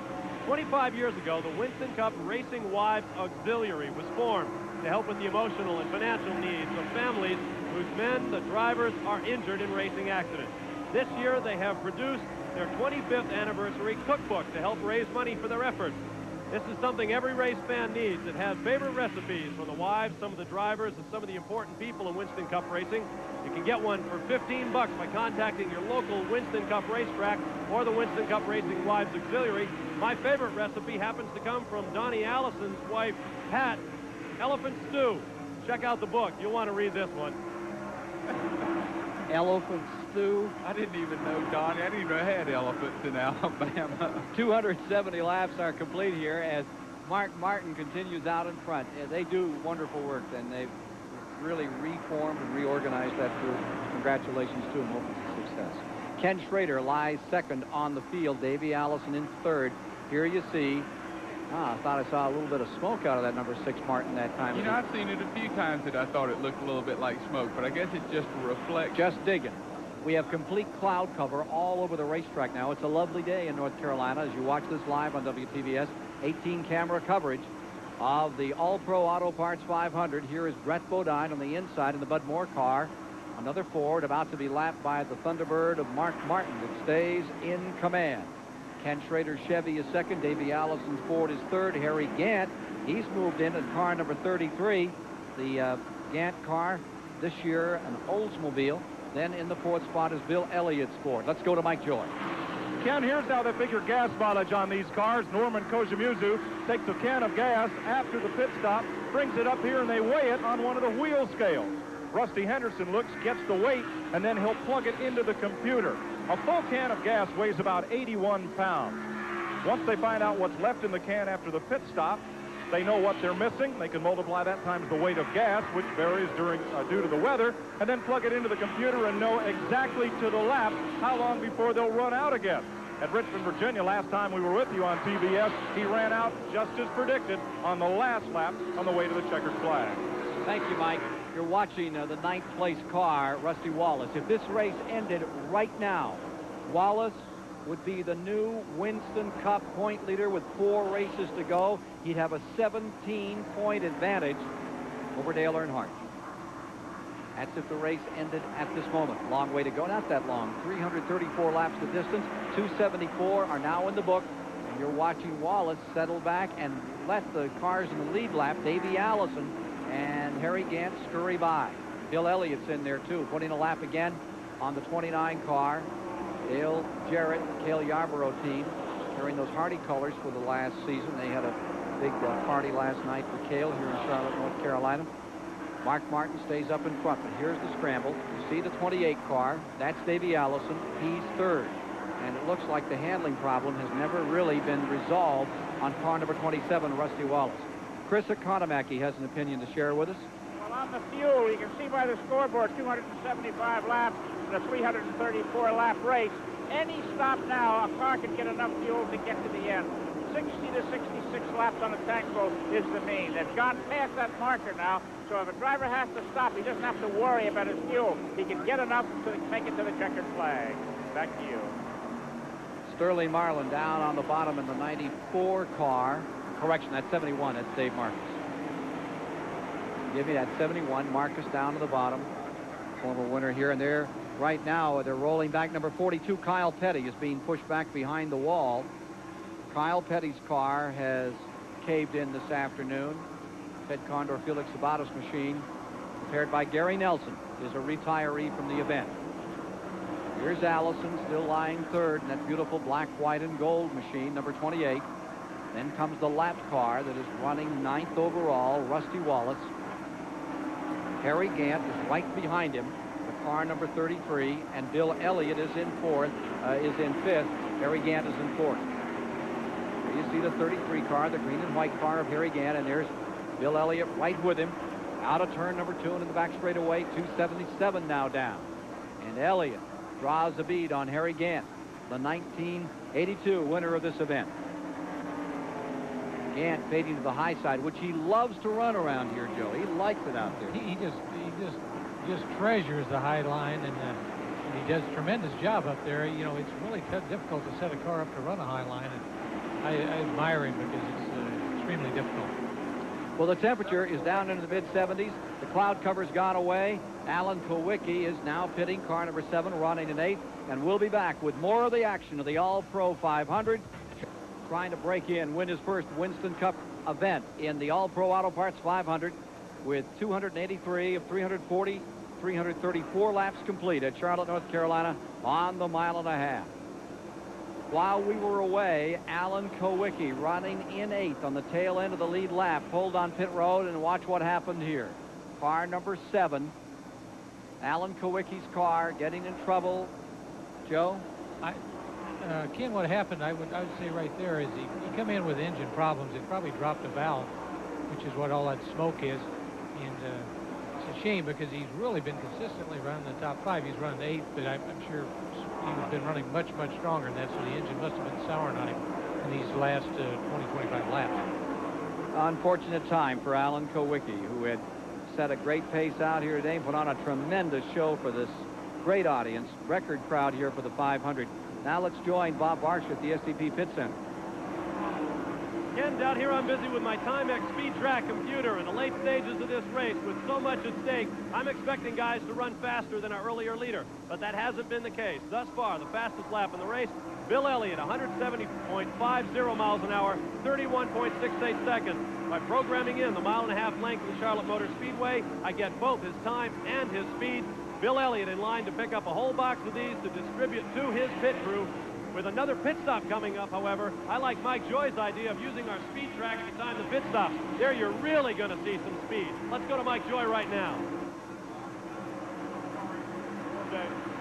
Here's Alan Kowicki just climbing out of the Xerox Ford. And boy, Alan, it looked like you had a good chance to win this thing with things running your way.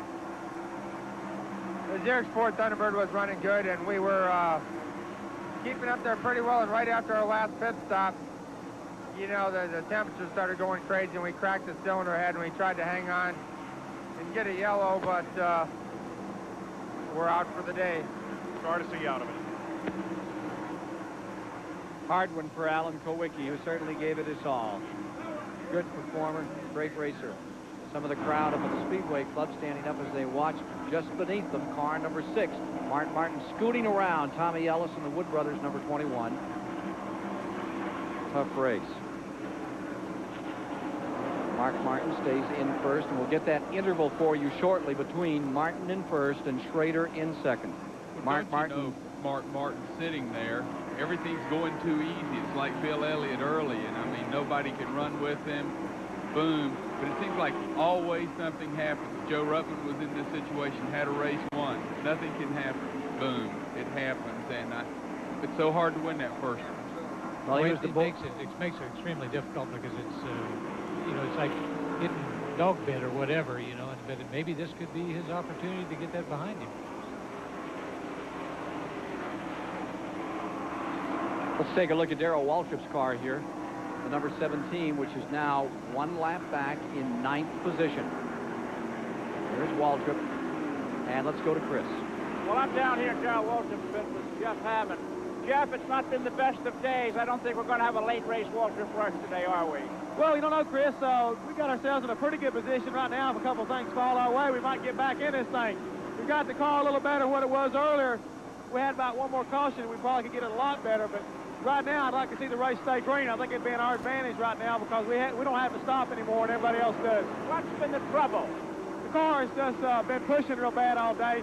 Track's been awful cool, and we were kind of set up for a sunny sit-up, and we just took us this long to get the push out of it. Thanks a lot. They're hoping for green the rest of the way. Back to you, Ken.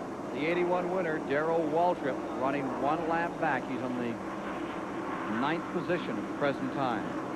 Well, I would think that you could see he's been struggling with the car right along, Ken, and it's I'm not sure it's better, but I don't believe they've corrected it. And it's really difficult to you know, if you completely miss a setup and a pit stop, it's hard to get it exactly back 100%. Well, I think on the opening of the show, we said that the weather would affect this, and Darrell said he didn't think it would, so obviously he did guess wrong and didn't make the changes they should have made to loosen that car up.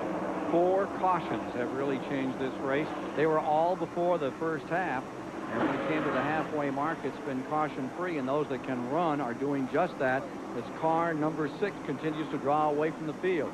Here's the 28 car. You're looking at Davey Allison running in the 3rd position, and right behind him is the 4th place car, number 33, Terry Gant, and in 5th place is Bill Elliott, the man who sat on the pole here on this his 34th birthday, and had hoped to have a bonus of $175,000. Perhaps not to be. Well, these fellas have been racing hard for the last 50 laps, just like this, and trying each other. They got by Rusty Wallace. Now, what they're doing is running Kenny Schrader down. Schrader had a big lead on them earlier, but they're gaining on Schrader. So all three of those cars are running well, and they're all very competitive. Well, as matters stand, we have 292 laps complete. 334 will make the distance. Mark Martin stays in front. Schrader is in second, and these three are trying to close down on it. The first of the green pit stops, under green flag pit stops by the leaders, has just taken place. The leader came in. That was Martin, and he is back now to 7th position. Now watch him make this stop. This is under green. Well, he has the luxury of having such a tremendous lead that I feared that they're just going to change the outside tires, but they determined that, gee, we've got a big enough lead at this point. We're going to go ahead and change all four, which is going to give them a tremendous advantage in the late stages of the race. It's a great stop. And remember, this just happened. This was the leader, Mark Martin, making this 4-tire change. Now, this is critical here. We had it as 22-2, but there is another part to this story as we watch Harry Gant, number 33. This is live. Here's Gant pulling on the pit road. He will now fall back into the 7th position. 7 cars running the lead lap. You see the clock running.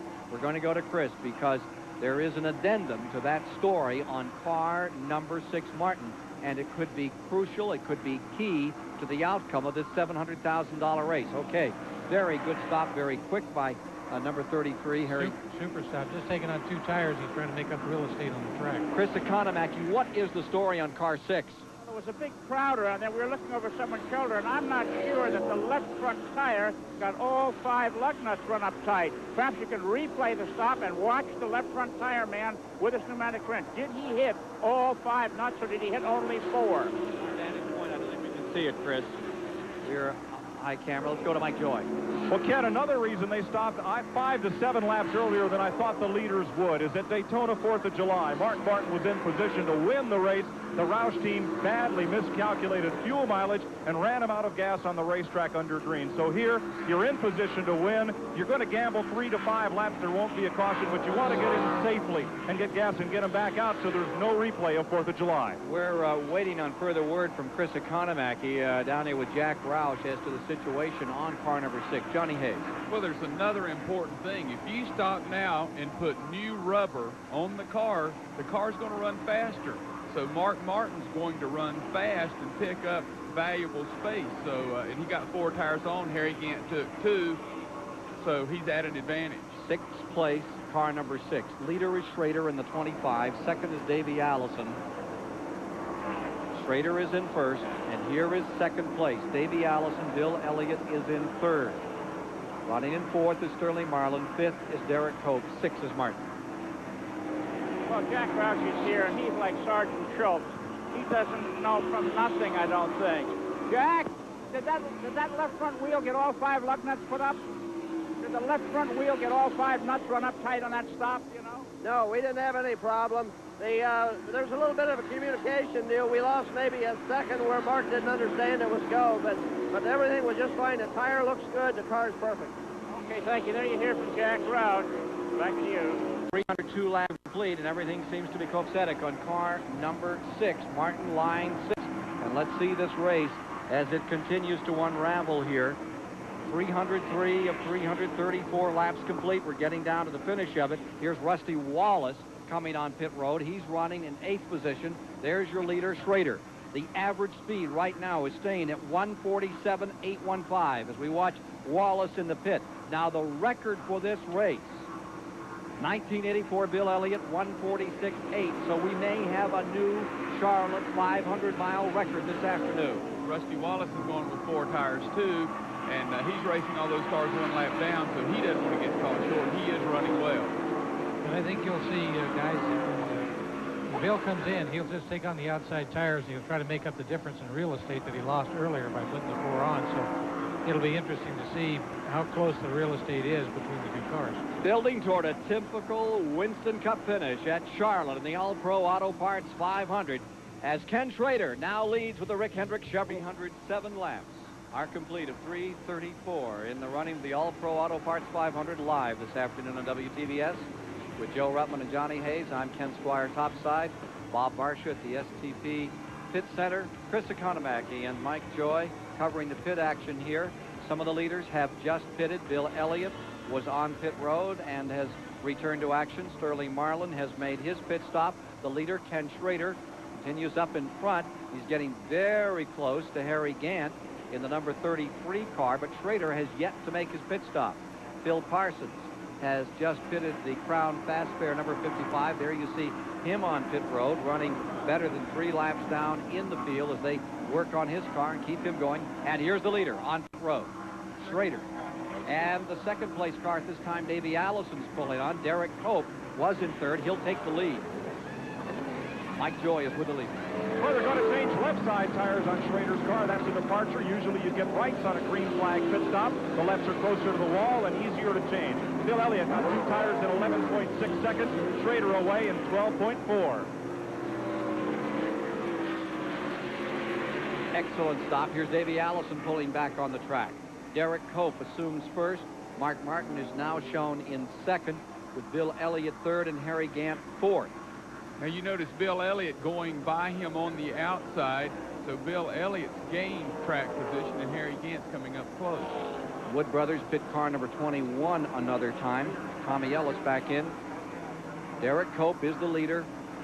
Car number 10 here you're watching Bill Elliott. He comes around the 29 car of Dale Jarrett. Hut Strickland has just pitted. Sorting out this final pit stop among the leaders with 310 laps complete.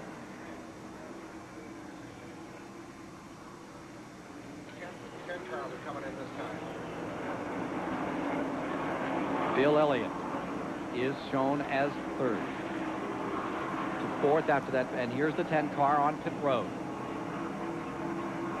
The Whitcomb car. Derek Cope locks it up, comes to a nice stop. Mike Joy is there. Well, Buddy Parrott is a gambler, kid. He's gambling gas only, and in 6 seconds, that's what he's got, hoping that that shorter stop will enable him to maintain track position and perhaps win this thing. There's the gamble. What do you think, Joe? Well, I'm not a crew chief, but I don't think I'd take a gamble like that because I'm not sure he got enough fuel in it, number one. But he had to make up distance on the track, and that's one way to do it. 312 are complete of 334 on a 1.5-mile track. Well, the guy that made an awesome game there was Bill Elliott. He came from like 5th to 2nd, and he had Schrader right with him and Harry Gant right back. But Bill Elliott made a great pit stop and good move. His car's working good right now. Here's Mark Martin, however, the number 6 car. You're riding with him momentarily. Now you're in the back straightaway with Mark and the Stroh's light machine.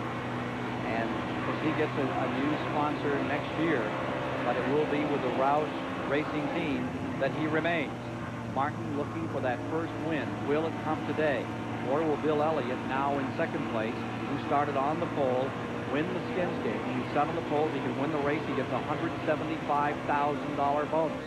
This is the man that can spoil Elliott's birthday at the present time. Mark Martin in number 6. Meanwhile, Ken Schrader has come to the bottom of the racetrack. Schrader in the 25. That's the battle for second place. Here's Elliott coming back. Chevrolet on the bottom. Ford on the high side. Good struggle in 3 and 4. 3:14 complete. Well, Schrader ran him down from a pretty good spot. So Schrader had a lot of car and hit the right chassis. So Schrader's making his move. So it should be a Schrader-Mark Martin shootout. Well, it's, I don't know. It appears the 9 and the 25 car is reeling the 6 in rather quickly, depending on if we have enough time. Like a shot around Ken Reagan. Mike Joy, do you recall when it was at Daytona in the firecracker that by how much they made it? Was it 10 laps, 12 laps, by which they had Mark Martin trouble down there? I believe, Ken, it was 12 laps or more. It was not a lap or trouble. It was a major misconduct. Got a car in the wall. Dale Jarrett has just skinned the wall in 4, but it may not bring out a flag. Sorry, Mike. But Dale Jarrett just touched the wall, and he's changed the right side of car number 29 coming across the line, caved it in a little, but he's okay continuing, and there is no caution. It appears to me that the 25 car right now is the fastest car on the track. Again, the 25 and the 9 car is making up ground on 6 real rapidly. It must be a problem on the 6 car. Here is number 6 back to the stripe and looking much faster, going down into turn 1. There you see Mark Martin in the 6. 317 laps are complete, and he is getting caught up by car number 25. Schrader is on the attack. We'll check the interval for you between that 6 and the 25. There you see them as they go down the back straightaway, and there is no question this number 25, Schrader, who started outside of the front row, is closing on the number 6. There you see the interval, first to second. They're down out of 4 and closing better than 4 or 5 car lengths every lap. Let's see if we can get a report from Chris Economaki with the Jack Roush people. Something seems to be amiss on car number 6, or there is a hurricane in car number 25 this afternoon. While we're down here, we're going to ask Jack Roush.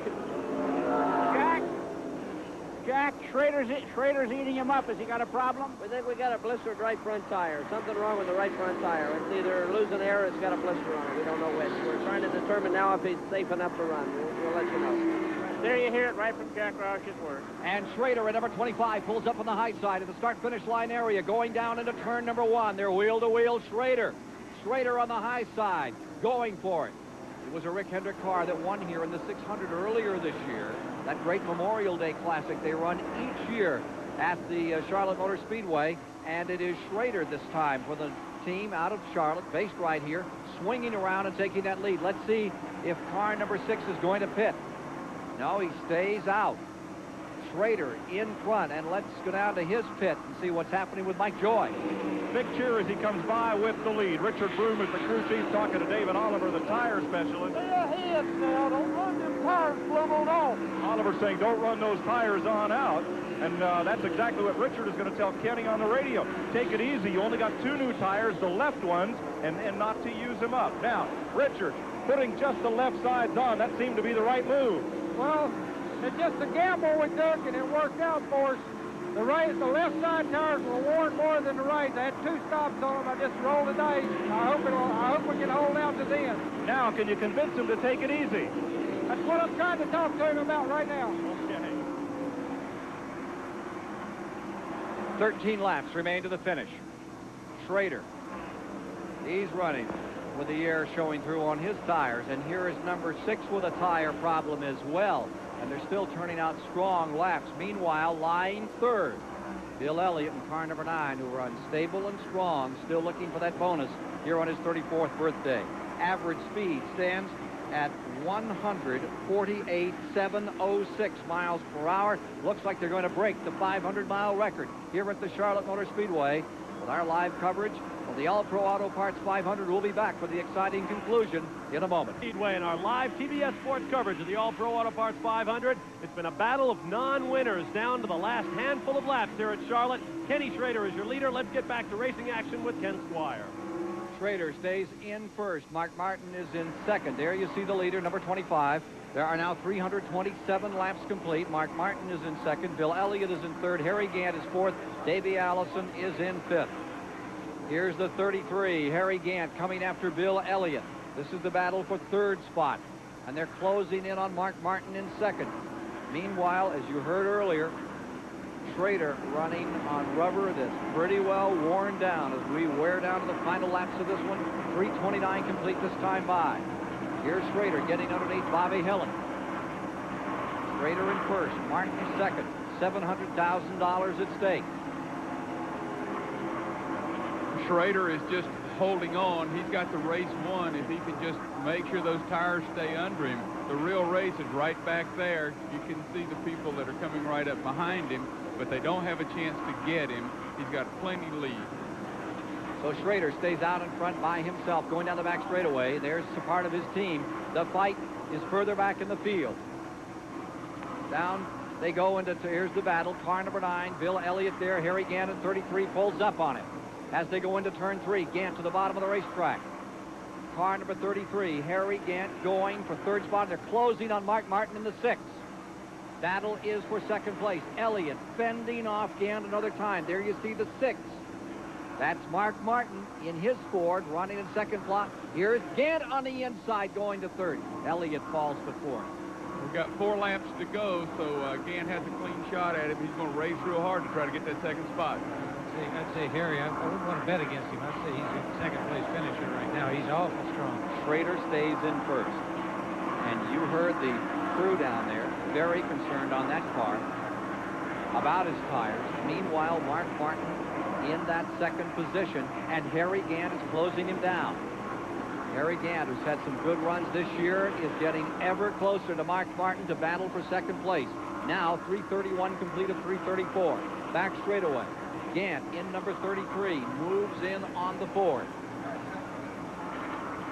We have a report that Waltrip is slowing now. Waltrip down at turn 3, coming off the pace. Remember that Waltrip had been running in 8th position. Here comes Gant. This is the battle for second spot.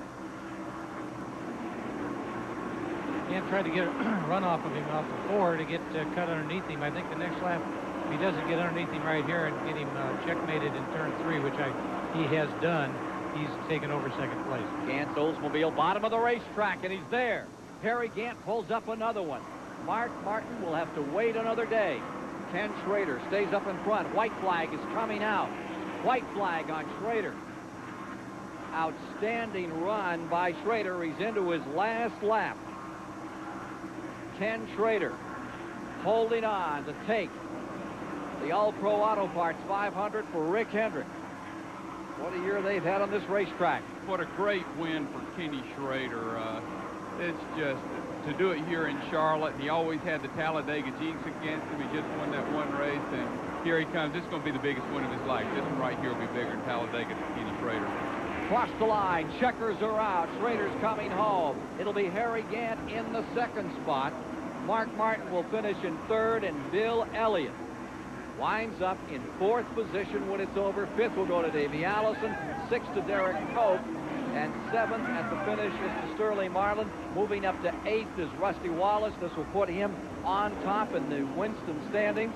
And we have a new record. We'll be confirming that for you for the 500-mile distance. It's set by Ken Schrader. The pride of Missouri has pulled it off for Chevy this afternoon in the All-Pro 500. Once again, flying over the Charlotte Motor Speedway. There's the victory circle, and it is Ken Schrader with his second career Winston Cup victory, first of 1989, who's pulled it off today in car number 25. Clambering out of that machine after this great victory, looking very happy. Chris Economaki standing by to talk with him, and he's going to waste no time getting right up and letting folks know that this one belongs to Ken Schrader. Let's go to Chris. You got lots of vitality left, Ken, jumping up on top of the car. What did you think when you overhauled for the lead there late in the race? Well, I'll tell you what, the guys just worked so hard all day, and I thought we might be in pretty good shape there. We decided we made up our mind we were just going to go with left side tires because everybody else was going with rights or 4s, and we knew we were looking at a top 5, but we thought we'd roll the dice and maybe go for something different. You had a little trouble during the day, didn't you? Well, we had a little bit. I loosened up my seatbelt.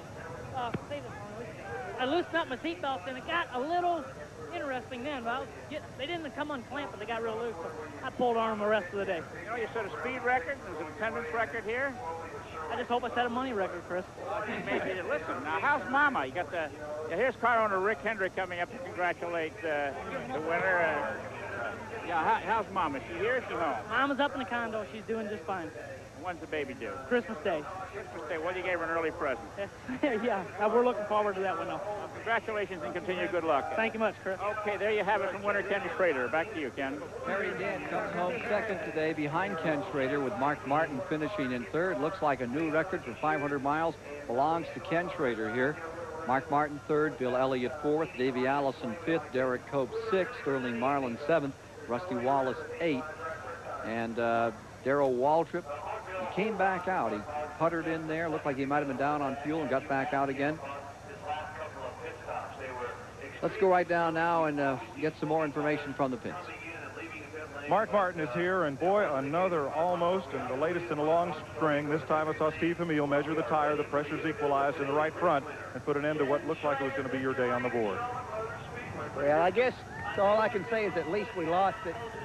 At least we ran good enough to lose it. That one was ours. We'll win one like that one day.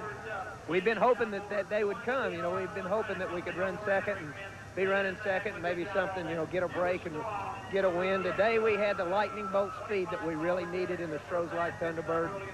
My hat's off to Jack Roush and Steve Neal and Robin Crimson and all the guys. Everything was perfect.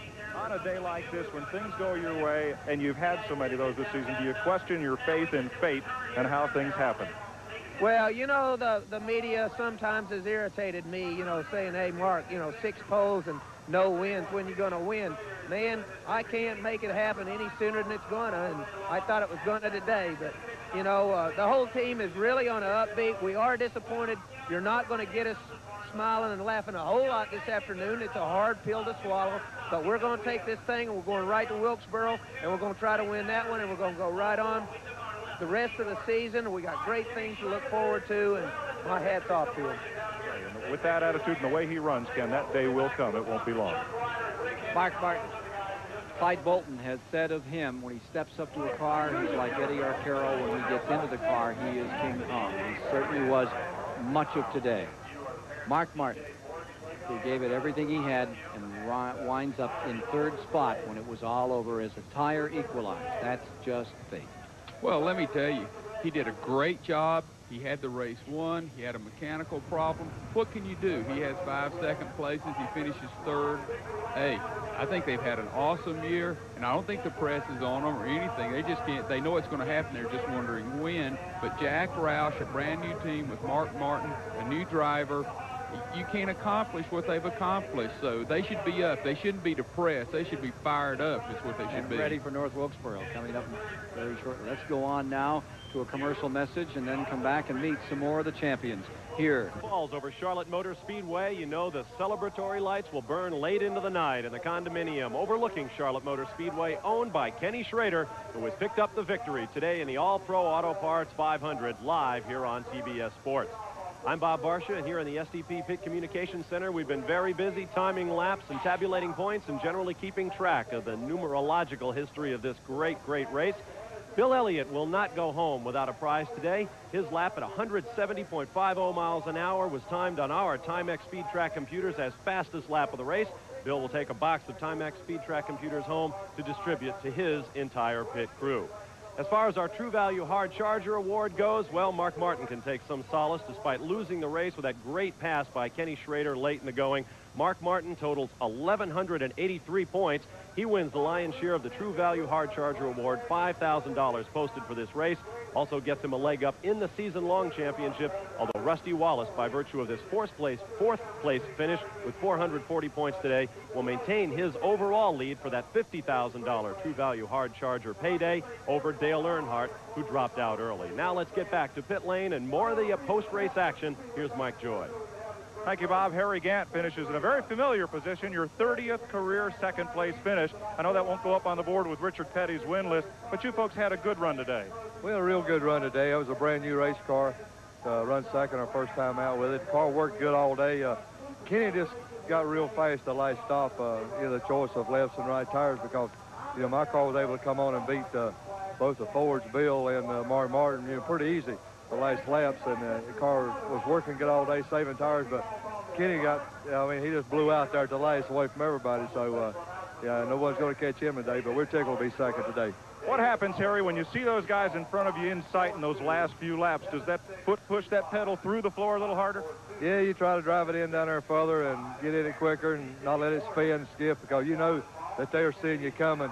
Puts a little more pressure on them, and so it made it a little easier. Once you catch up, they really try to outrun you, and they can't, because their tires are wore out. Our tires were good. And it paid off for Harry Gant today with a fine second-place finish.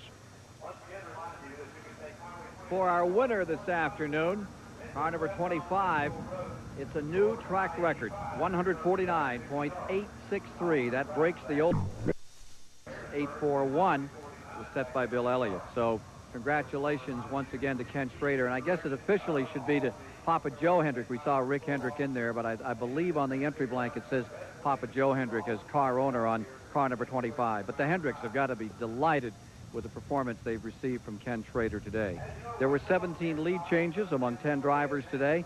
4 cautions, all in the early going for 21 laps, none of them of serious consequence, thank goodness. And in the points, Rusty Wallace is now up on top, and there are the final standings. way, Kenny Schrader might likely become the forgotten man, despite it being just his second Winston Cup victory ever, because even though Schrader won, the more important men do not even appear in the top 5. Those, of course, are Rusty Wallace and Dale Earnhardt battling for the Winston Cup championship.